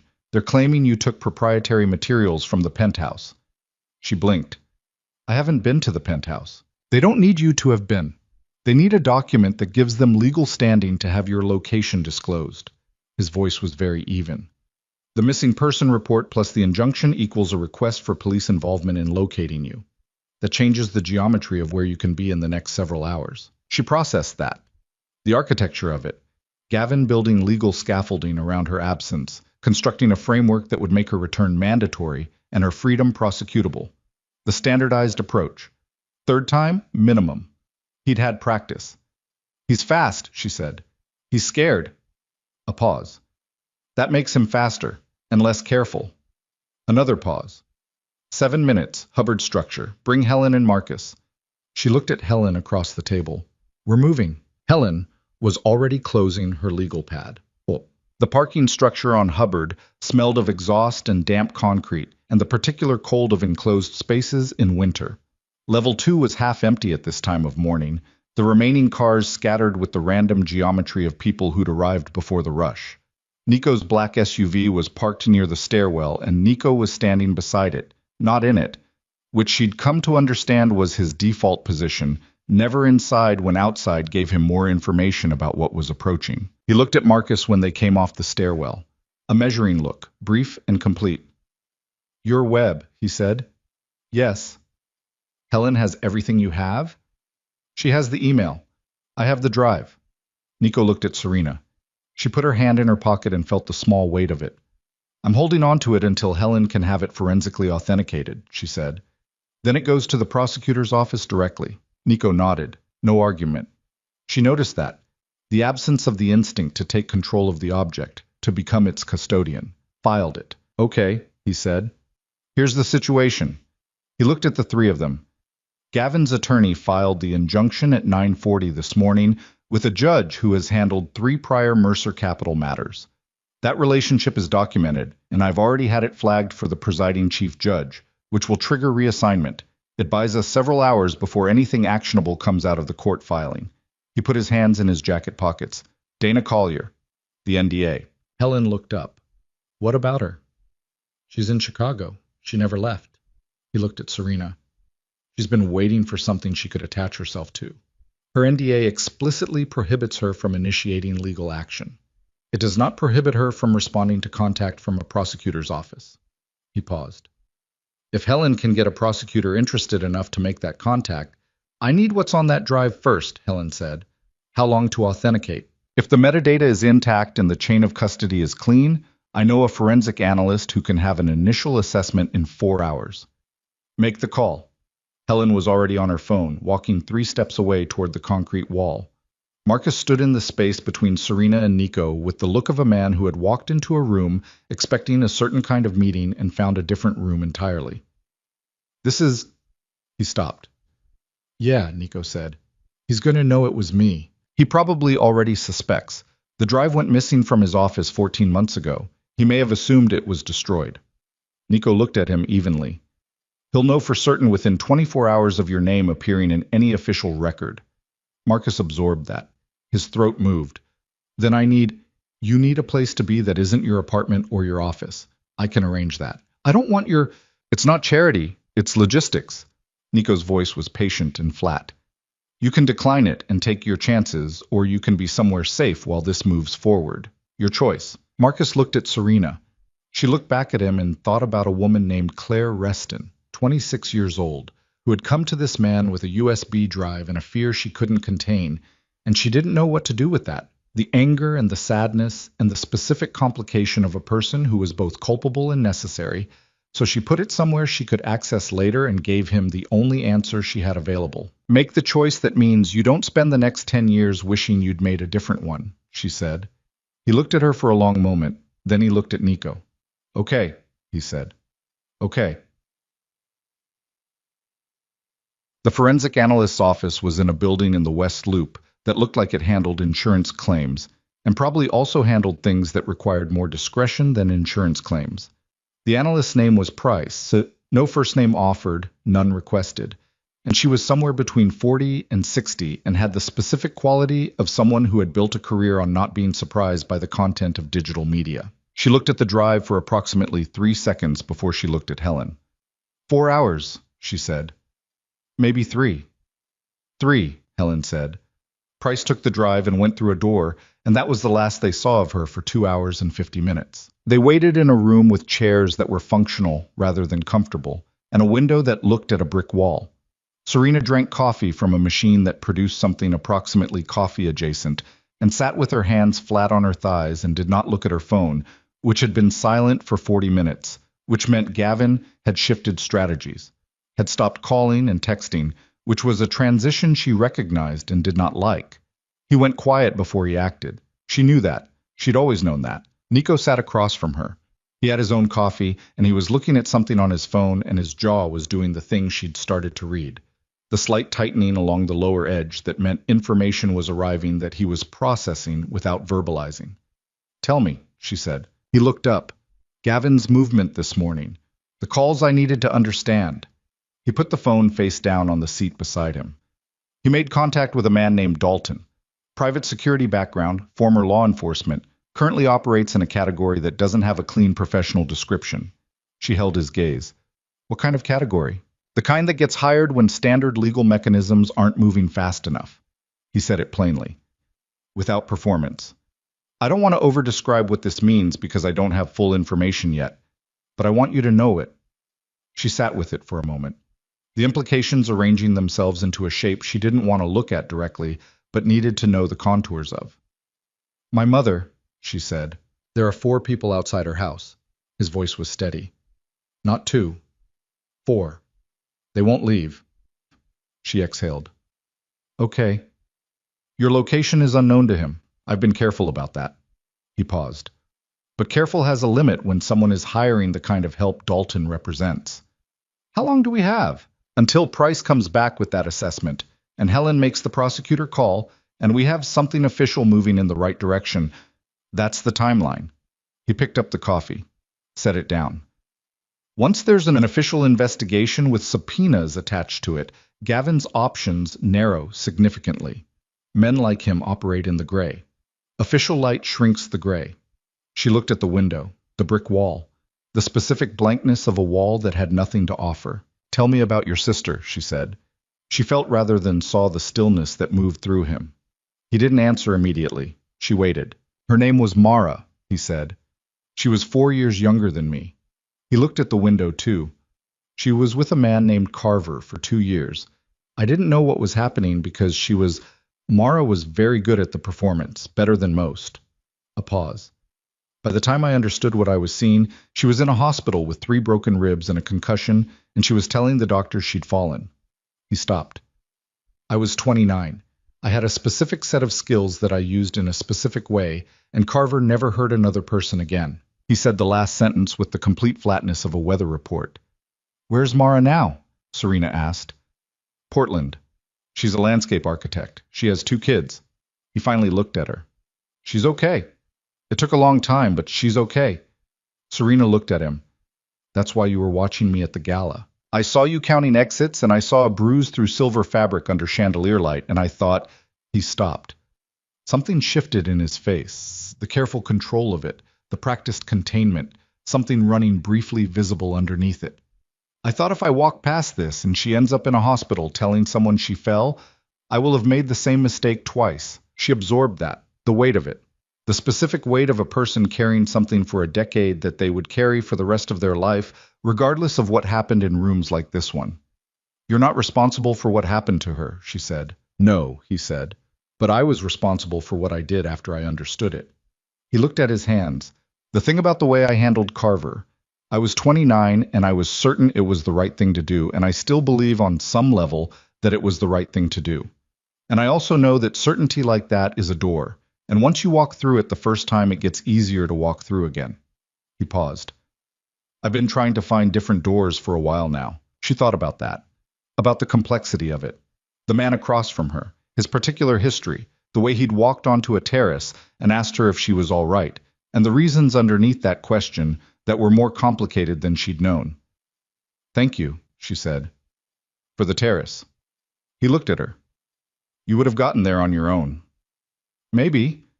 She thought about the storage unit, the $11,000, the 312 pages. But not last night. He held her gaze for a moment. Something passed between them that didn't have a name yet and didn't need one. Then Helen opened the door, and Price was behind her, and both of their expressions carried the specific charge of information that changes the shape of a room. The drive is authentic, Price said. She set a folder on the chair beside Serena. Metadata intact. Chain of custody documentable from server origin. The recording.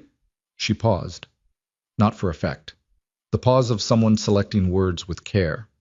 The recording contains a conversation between Gavin Mercer and his attorney in which they discuss Lena Park by name, the civil action strategy by explicit detail, and another pause.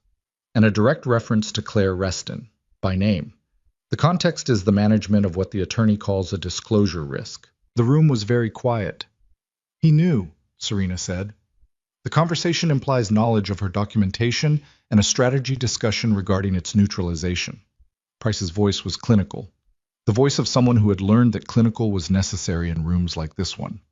The conversation took place 11 days before her accident. 11 days. Serena sat very still and felt the information move through her. Not as emotion, not yet, not now, because now was not the time, and there was a specific discipline required for now, and she had spent 4 years developing it. She felt it the way you feel tectonic movement, deep, structural. Something that would be felt fully later when later was possible. That's enough for a prosecutor, Helen said. She was already on her feet, the phone in her hand. That's more than enough. Make the call, Nico said. Helen stepped into the hallway. Serena picked up the folder, looked at the top page. The authentication report, dry and technical, chain of custody and metadata analysis and file integrity confirmation. Underneath it, a transcript. She looked at the transcript, found her place in it. She read Gavin's words in his own voice in her head. His precision, his controlled tone, the administrative flatness he used to strip emotion from language. And she read the words disclosure risk and Claire Reston and 11 days before, and she set the folder down on the chair. She breathed. In, 4 counts. Out, 4 counts. Nico was watching her, not performing concern, just watching, present, in the way she'd come to understand was his default with her. Available without intrusive. He killed her, Serena said. Not a question. The recording doesn't prove that, Nico said, carefully. I know what it doesn't prove. She looked at him. I'm not saying what it proves. I'm saying what he did. He held her gaze, didn't contradict her. Her phone went off on the chair beside her. Not a call. An alert. She looked at it automatically, the news notification reflex she'd developed in the past 18 hours. And what she saw made her sit forward. The headline was from a Chicago Tribune breaking news alert. 6 words and a name. Gavin Mercer, FBI investigation into financial fraud. She stared at it. Nico. He was already reading his own phone. His jaw was set in the particular way that meant information was arriving faster than expected. The financial fraud investigation has been active for 4 months, he said. Someone gave them a reason to go public with it today. He looked up. Not us. This was already in motion. She thought about what that meant. Gavin, this morning, running 4 simultaneous strategies. The missing person report, the injunction, the contact with Dalton, the financial cover he'd been managing for months. A man fighting on 4 fronts simultaneously. A man who had spent a decade standardizing his approach to individual threats, suddenly facing threats that didn't respond to the standard approach. He's going to run, she said. Nico looked at her. What? When men like him run out of options, they don't surrender. She stopped. The knowledge was arriving from a place she didn't consciously access. 4 years of proximity to Gavin's particular psychology. 4 years of learning the architecture of how he processed threat. He's been building exits. He always builds exits. It's the same instinct as the NDA, the same instinct as the injunction. He thinks in contingencies. He always has 3 moves past the current one.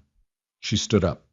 If he thinks the financial investigation is going public, and the missing person report isn't going to produce me, and his legal mechanisms are being challenged, he'll execute an exit. He'll go somewhere he's already prepared. Where? I don't know the location, but I know he has one. She looked at Nico. He talked about it once. He called it a contingency asset. I was on the phone, and I was in the next room, and he didn't know I could hear him, and he said, the contingency asset is fully funded and accessible within 6 hours. I didn't know what it meant then. Nico's phone was already at his ear. I need a financial trace on Gavin Mercer's offshore structures, he said, without preamble, the moment the call connected. Specifically, any accounts that have shown movement in the last 24 hours. Yes, now. He looked at Serena while the call continued. If he moves money, it leaves a signature. My people can find the signature faster than the FBI's financial unit because we don't need a warrant. Helen came back through the door. Her face was controlled and precise and carrying the particular quality of someone who has just completed a call that matters. Assistant U.S. Attorney Catherine Voss, she said. She's been building a domestic violence pattern case against Mercer for 6 weeks. She didn't have a victim willing to testify. She didn't have the drive. Helen looked at Serena. She has both now. The room reorganized itself around that sentence. Serena felt it. The shift in the geometry, the sense of something that had been moving toward a wall suddenly finding an opening. When does she want to meet? Serena asked. She's already on her way here. Helen looked at her watch.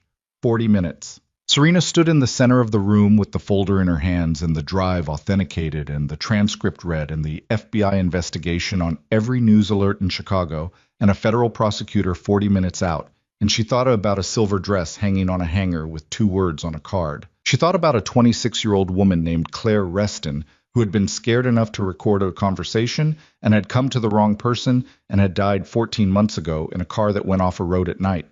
She thought about Dana Collier somewhere in this city, living inside an NDA, waiting. She thought about Lena Park in Seattle, who had withdrawn.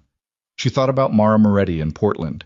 2 kids, landscape architect, okay, after a long time. And then Helen's phone went off again and Helen looked at it and something changed in her face, a rapid recalibration, the expression of someone receiving information that rewrites the timeline. He's gone, Helen said. Serena stared at her. What? Gavin Mercer. He left his building 40 minutes ago through the parking structure. His security detail is still there. His attorneys are still there. His phones are still there. Helen looked at the screen. He's gone. The room held the information for one suspended second. Then Nico's phone went off. He looked at it. His face went very still in the way it went still when something required him to be more controlled than usual. He's not running, Nico said. His voice was the flattest she'd heard it. The financial trace. There's been no movement on the offshore accounts. He looked at her. His contingency asset is still in place. She looked at him. He's not running, she said slowly. The understanding arriving before the words were ready for it. He's not running because he's not done yet. Nico was already moving toward the door. My mother, Serena said. Calling now. He had the phone up and was dialing and stopped. Looked at the screen. Looked at her with an expression she had not seen on his face before, in 2 days of learning to read his face. Something beneath the control. Something that the control was no longer entirely containing. What? She said. One of my men outside your mother's house. She crossed the room in 3 steps and looked at the screen. The text read, 4 of us out here. Man approached from the alley side. We stopped him, but he wasn't alone. Second man got to the back door. Carol Vale is inside and not answering her phone. The folder hit the floor. Serena was already moving and Nico's hand caught her arm, not restraining, the grip of someone who needed 1 second to get in front of her. My car, he said. Now. We go together. She didn't argue. She was already through the door and into the hallway, and every nerve in her body had converted itself to a single frequency. The frequency of a woman who had spent 4 years learning the architecture of Gavin Mercer's psychology, and had just understood, fully, finally, with the cold certainty of something that had always been true but needed this exact moment to become undeniable. He had never intended to run. He had intended from the first moment she'd walked away from him in the ballroom to make her come. The drive to Evanston took 16 minutes. Serena knew because she counted every one of them, sitting rigid in the front seat of Nico's SUV with her hands flat on her thighs and her eyes on the road ahead, while Nico drove and made calls simultaneously in the way she'd come to understand he operated under pressure. Parallel processing, no wasted motion, the particular efficiency of someone whose life had required him to be useful in emergencies rather than merely reactive to them. His man outside the house, Torres, that was the name she caught from the call, had confirmed that the second man had entered through the back door approximately 4 minutes before the text was sent. The door had not been forced, which meant Carol Vale had opened it, which meant whoever Gavin had sent had presented himself as something other than what he was. 4 people outside, 1 man inside. Her mother not answering her phone. Serena called her mother's cell 7 times in 16 minutes. Voicemail each time. Not the engaged signal, not the disconnected signal, voicemail. Which meant the phone was on and her mother was not picking up, and she chose to believe that meant her mother was not in a position to answer rather than not able to answer, and she held that distinction in her mind with both hands, because the alternative was not something she could function inside of right now. Talk to me, she said to Nico. What do we know about Dalton? Former CPD, ran private security for 3 years after. The work he does now is retrieval, intimidation, the category of thing that doesn't leave a business card. He took the ramp onto the expressway with the controlled speed of someone who was going as fast as the situation allowed and no faster, because an accident was a worse outcome than an extra 40 seconds. He's not going to hurt her. You don't know that. He's there to establish leverage. Hurt her, and the leverage is gone. His jaw was tight. He needs her conscious and accessible. To bring me in. To bring you back to Gavin. Yes, she sat with that. The specific architecture of it. The standardized approach. Applied. Create a pressure point. Apply force to the pressure point. Wait for the desired behavior. She'd lived inside that architecture for 4 years. She understood it the way you understand the grammar of a language you've been forced to speak. He underestimated the timeline, she said. What? He thought he had more time before the legal mechanisms started moving. He filed the injunction, made contact with Dalton. All of it assumes he has days to work with. The FBI story changed the math. She looked at the road. He's improvising now. And improvising men make mistakes. Nico glanced at her. 1 second, then back to the road. Yes. What do your people do when we get there? Torres has 2 others with him. They'll have the perimeter contained. Back alley, side approach, front. Dalton's man inside has nowhere to go. He paused. The question is how he behaves when he realizes that. She understood what he wasn't saying. A man with no exit who had been sent to create leverage was a man whose instructions hadn't accounted for this scenario. Unpredictable. And her mother was in the room with him. I'm going in, she said. Serena, I'm going in. She turned to look at him directly. He came there because of me. The leverage is me. If I walk through the front door, it changes the entire dynamic. He has what he was sent to get, and there's no reason to maintain this situation. Or he takes you both. He can't take both of us to Gavin while 4 of your men have the building surrounded. She held Nico's gaze. I walk in. Your men come in 30 seconds behind me. Dalton's man has accomplished nothing and has every reason to stand down. Nico was silent for 5 seconds. 4, 3. 30 seconds, he said, not 31. 30, she said. They came off the expressway. The Evanston streets opened around them, familiar, residential, the old trees and quiet intersections of a neighborhood that was having a completely ordinary Tuesday morning. 2 blocks from her mother's house, Nico pulled over and Torres materialized from a doorway across the street with the ease of someone who had been waiting and knew how to wait. Torres was compact, late 30s, with the kind of face that didn't hold expressions very long. He spoke to Nico in quick, clipped sentences. Serena listened. The man inside was named Kellner. Torres had run him in the 30-minute drive. Security background, Dalton's regular contractor. He'd come in through the back presenting as a gas company inspector. Carol Vale had let him in. He'd been inside for 11 minutes. No sounds of disturbance, no indication of physical confrontation.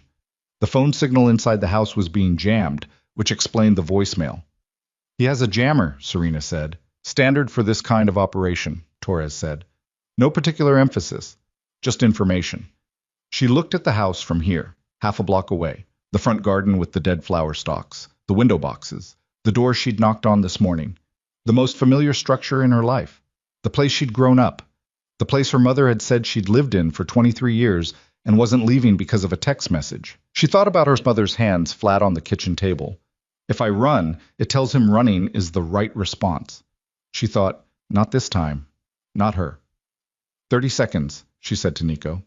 He looked at her with the expression she'd first seen on a hotel terrace, the one she'd spent 2 days learning to read.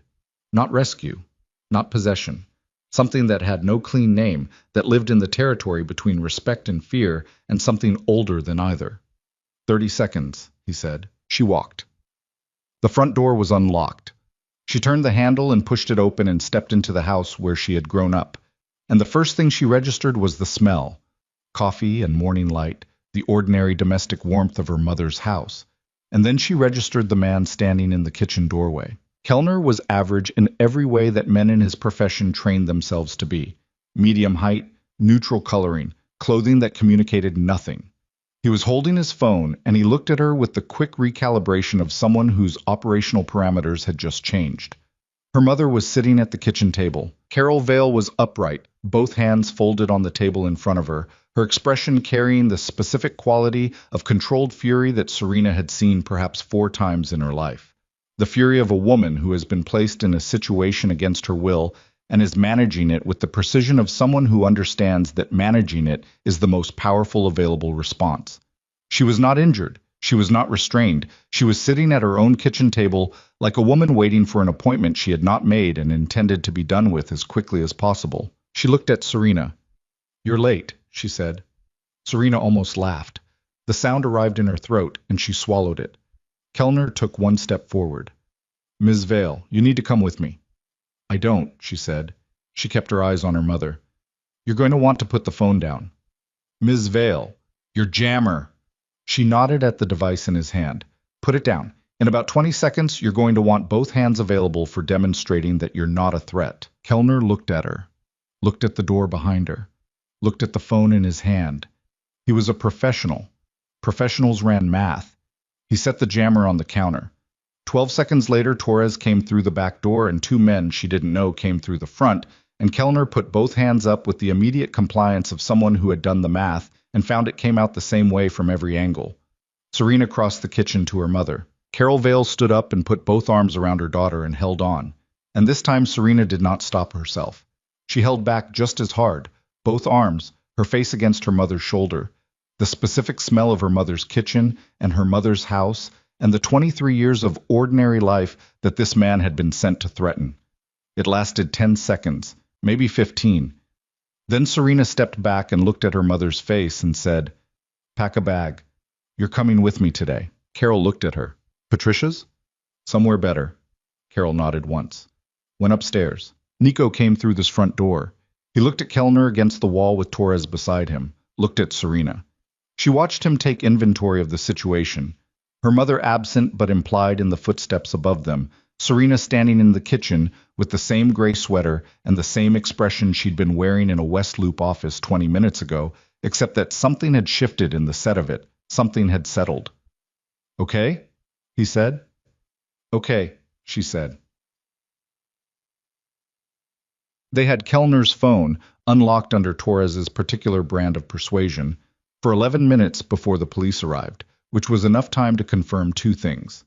The first was that Kellner had been in contact with Dalton 6 times that morning, the last contact 7 minutes before Serena had walked through the door. The second was that Dalton had been in contact with a number registered to a shell company that Nico's people traced to a property in Michigan City, Indiana, 45 minutes south of Chicago, on the lakefront. The contingency asset, fully funded, accessible within 6 hours. She was in the back of Nico's SUV with her mother beside her and Helen on the phone when the address came through, and she looked at it and felt the clean, cold clarity of something resolving, the specific sensation of information fitting into a shape that had been waiting for it. She forwarded it to Helen without a word. Helen, still on the phone, looked at the address and changed the conversation she was having in real time. She heard the shift, the name Catherine Voss spoken twice, the address repeated back, and then Helen hung up and turned around from the front seat. "FBI has it," she said. "They've had the Michigan City property flagged as a potential asset under the financial fraud investigation. Voss is coordinating with their field office now." "How long?"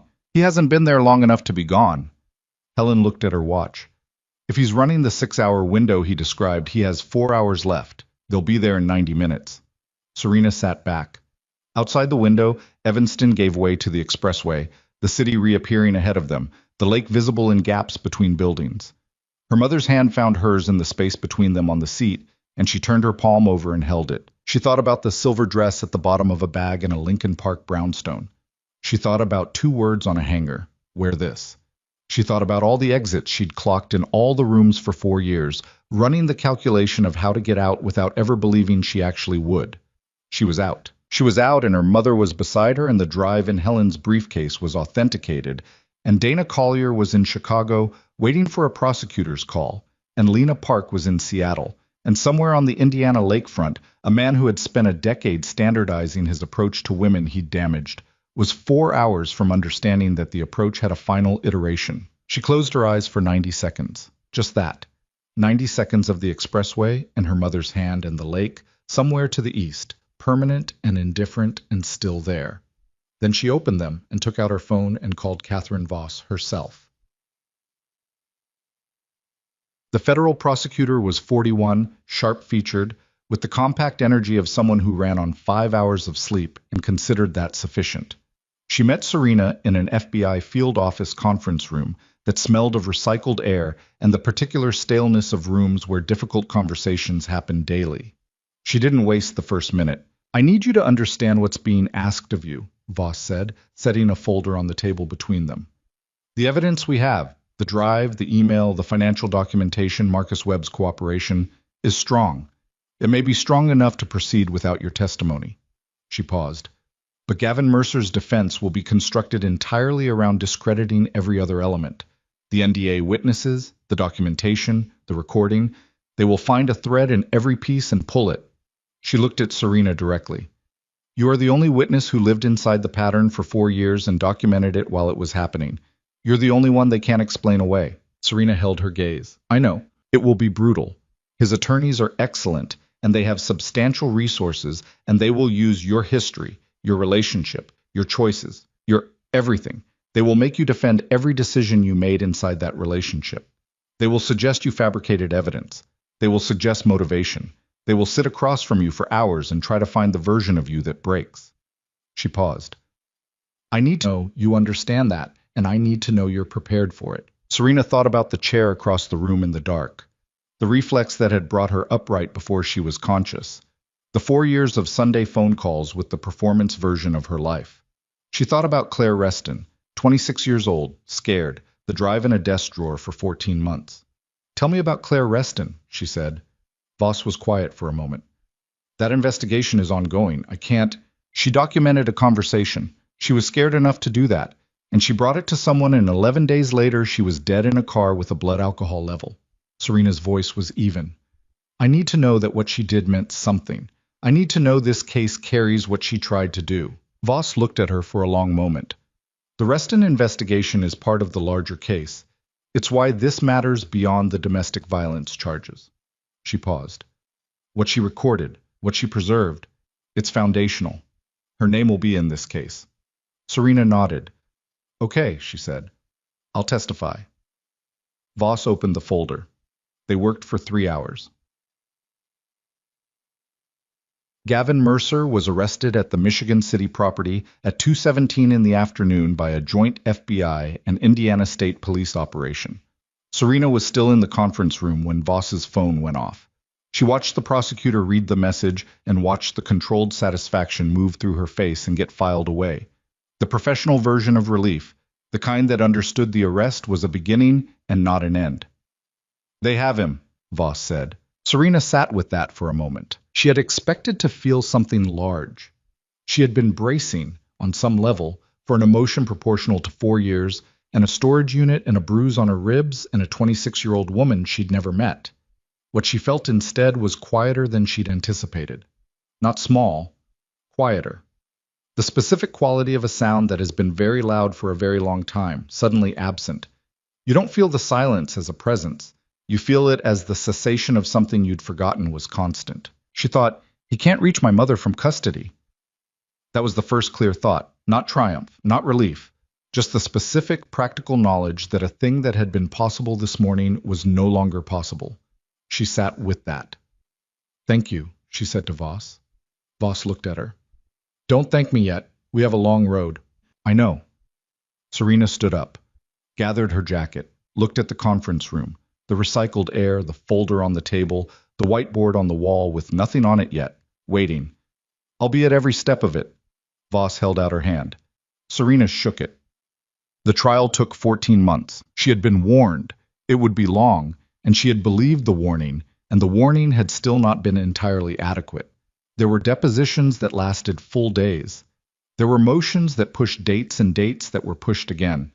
There were weeks when the legal machinery moved so slowly it felt geological, and weeks when everything accelerated, and she spent 70 hours with Voss's team reconstructing timelines and cross-referencing documentation and preparing for the specific versions of herself that Gavin's defense would try to create. Dana Collier came forward in the 3rd month. The phone call from Voss's office, the one Helen had described, the one that an NDA couldn't prohibit, reached her on a Wednesday afternoon, and by Thursday she was in Chicago, and by Friday she was sitting across from Catherine Voss with her own documentation and the particular expression of someone who has been waiting for a door to open and has learned not to expect it. Serena met her in a coffee shop in River North, neutral ground, Helen present, nothing formal. Dana Collier was 40, dark-haired, with a quality to her stillness that Serena recognized immediately because it was a quality she'd been learning to locate in herself. The stillness of a woman who had survived something by going very quiet inside it and was now in the process of deciding what she sounded like without the silence being necessary. They talked for 2 hours. They didn't talk about Gavin. They talked about before him and after him and the specific process of reconstructing a self that had been systematically taken apart. They talked about the particular cruelty of an NDA, the way it made your own experience legally inadmissible in the court of your own life. They talked about Dana's work, which was interior design, and about Serena's work, which she was restarting. She'd found a part-time position at a small gallery in Wicker Park, 2 days a week. The woman who ran it, an acquaintance of Helen's who'd been told only that Serena was available and qualified and needed a place to rebuild. They exchanged numbers before they left the coffee shop. Lena Park called from Seattle in the 7th month. She'd heard about the case. It was public by then, the financial fraud charges and the domestic violence charges running parallel in the news. The kind of story that gets coverage because it has the architecture of a story people recognize. She spoke to Voss's team for 2 days. She did not come to Chicago, and nobody asked her to.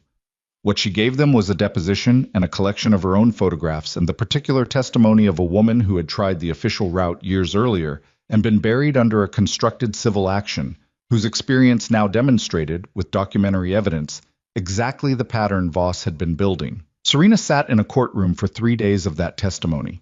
She watched the jury listen. She watched their faces go through the particular progression of faces, going through the recognition that a thing they thought was isolated is in fact structural. She thought about Claire Reston every day she was in that courtroom. She never said that out loud to anyone except her therapist, who she'd been seeing since the 3rd week, a woman named Dr. Andrea Foss, who had an office in Lakeview and a specific talent for sitting with difficult things without trying to resolve them prematurely. They worked through the 4 years in the particular non-linear way that therapy worked, not chronologically but thematically, following the threads where they led, finding the specific junctions where decisions had been made and understanding what had been available and what hadn't. Understanding the difference between the choices she'd made from fear and the choices she'd made from strength. Understanding that those categories were not always separable, that survival often looked like complicity from the outside, and that the outside had not been inside. She got better, not quickly, not in a straight line, but with the particular directional quality of someone who had located the compass after a long time of not having it. She took the stand on a Tuesday in the 12th month. The courtroom was full. She had expected to feel the room as pressure, hundreds of eyes, the gallery, the jury, the judge. Gavin's defense team arranged across the floor with their yellow legal pads and their practiced expressions of skeptical neutrality. She had prepared for the pressure the way she'd prepared for everything in the last year, specifically, practically, without false comfort. What she felt instead, walking to the stand, was her own footsteps. Concrete, sequential. One and then the next. She sat down and looked at Catherine Voss and answered the first question. She spoke for 2 full days. She described 4 years in the voice she'd been learning to use, not the performance voice, not the careful deflective voice she'd constructed inside the relationship, but the voice she'd found slowly over 14 months of therapy and gallery work and Sunday phone calls with her mother that were no longer performances. Her own voice, the one that had been there the whole time, underneath. The defense cross-examination was everything Voss had promised it would be. Gavin's lead attorney was a man named Creighton, who had a surgical talent for implication. He never accused directly. He suggested. He gestured. He created atmospheres of doubt without fingerprints. He suggested she had financial motivations. He suggested the documentation had been constructed. He suggested her memory of specific dates and specific incidents was convenient in its precision. She answered every question, not because she wasn't afraid. She was afraid, in the particular deep way you can be afraid while still functioning, the way a bridge is stressed, while still holding weight. But she'd spent 4 years inside Gavin Mercer's constructed reality, and she knew its techniques, and she knew the difference between a suggestion designed to replace her perception with someone else's version, and her own direct knowledge of what had happened in the rooms she'd been in. On the second day, Creighton asked her, "You've admitted you stayed for 4 years. You had resources. You had education. You had family. If the situation was what you're describing, why did you stay?" The courtroom was very quiet. She looked at him. She thought about the answer she'd worked on with Voss, the careful, legally precise answer that addressed the question without giving the defense material to use. She gave him the true one instead, because the most dangerous moment for someone in that situation is the moment they try to leave, she said. Not after, during, and I was trying to survive long enough to get out in a way that meant I didn't have to come back. She paused. I built the exit for 2 years before I used it. That's not weakness. That's the only strategy that had any chance of working. The courtroom held that for a moment. Creighton moved to his next question. The verdict came in on a Thursday afternoon in the 14th month. Guilty. On 11 of 13 charges, including aggravated domestic battery, criminal intimidation, and obstruction of justice. The financial fraud conviction ran parallel, a separate federal proceeding that had been moving on its own track and reached its conclusion in the same month, the way things sometimes converge when the threads are part of the same cloth. The Claire Reston investigation remained open. It would remain open for another 8 months before a determination was made that the evidence, while strongly suggestive, did not meet the evidentiary threshold for criminal charges. Serena sat with that for a long time. She sat with it in Dr. Fosse's office, and she sat with it alone, and she sat with it in a conversation with Dana Collier that lasted 3 hours and ended with both of them quiet and not resolving anything, because some things were not resolvable. They were only bearable, and then less bearable over time, and then something you carried differently. She made a donation to a domestic violence legal fund in Claire Reston's name. It was not enough. She knew it was not enough.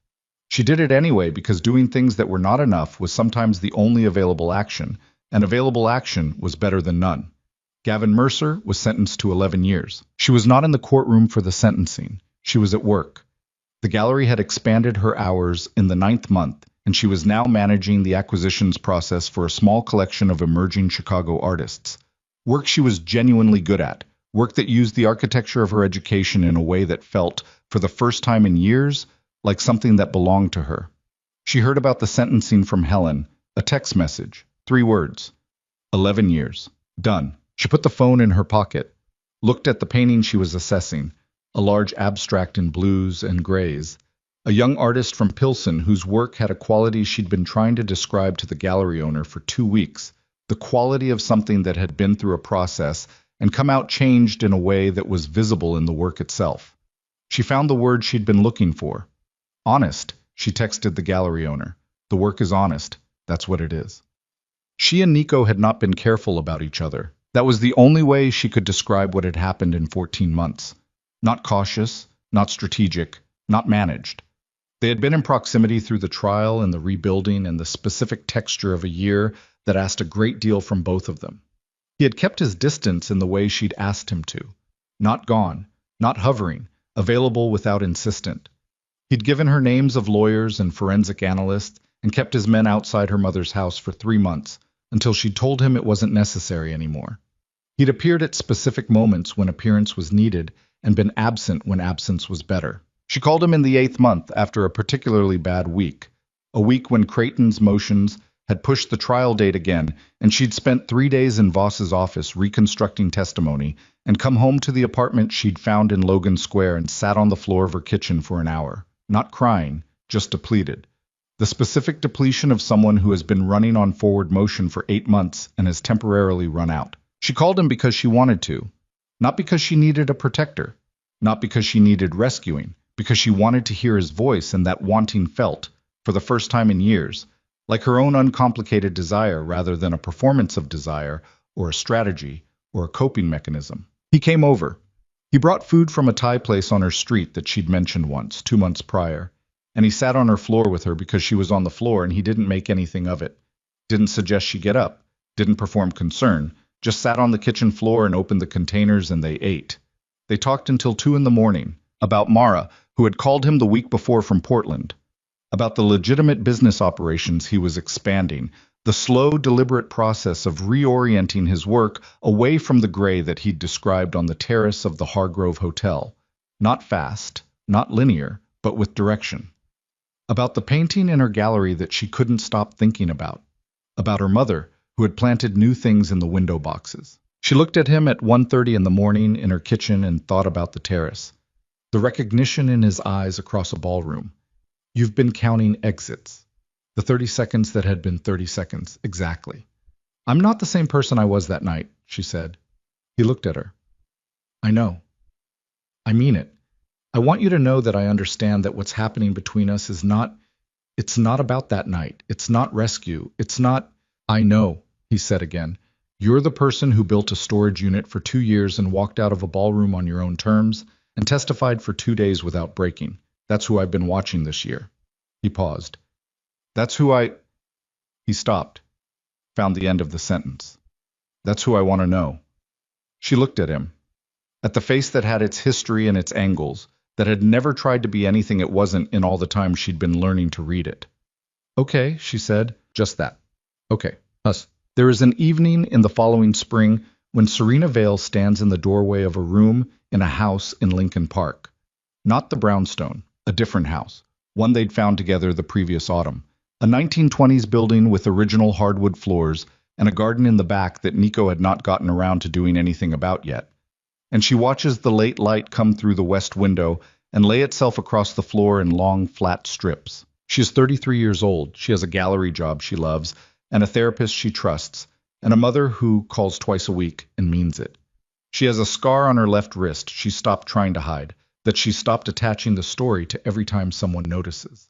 She has 312 pages of a journal she's kept from destroying because Dr. Fossey suggested it might serve a different purpose someday, and she's decided Dr. Fossey is probably right. She has the particular thing that is hard to name, but that she understands now, the specific quality of waking up in the morning inside a life that is hers.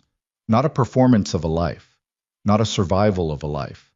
The actual thing. Behind her in the kitchen, she can hear Nico on the phone. Some business matter, his voice at the low, stripped frequency of someone handling something that requires precision. And underneath the call, the ordinary sounds of the house in the evening, the refrigerator, a neighbor's dog, the particular language of a building that has been standing long enough to know how to settle. She thinks about the gala, the chandeliers, the silver dress, a hand on her back like a brand, and the specific knowledge that the night would end the way nights ended, the lesson she'd been learning, the bruise already catalogued and filed. She thinks about a man across a ballroom who was not looking at the dress. She thinks about a storage unit in Wicker Park, 10 by 10, smelling of paper, holding the $11,000, and the photographs and 312 pages of a woman who had been building her own exit in the dark for 2 years before she had any certainty she'd use it. She had built it herself. She had walked out herself. The door had been opened by someone standing on a terrace in October, but she had been the one who walked through it. She turns from the window and goes into the kitchen, and the evening continues. Ordinary, imperfect, entirely hers. And outside the house, the city moves in its constant, indifferent way, not knowing, not needing to know, the lake to the east, permanent and dark, and going about its own enormous business, while somewhere inside this house, two people who have been through different fires are having a Thursday evening in spring, which is not a small thing. It is not a small thing at all.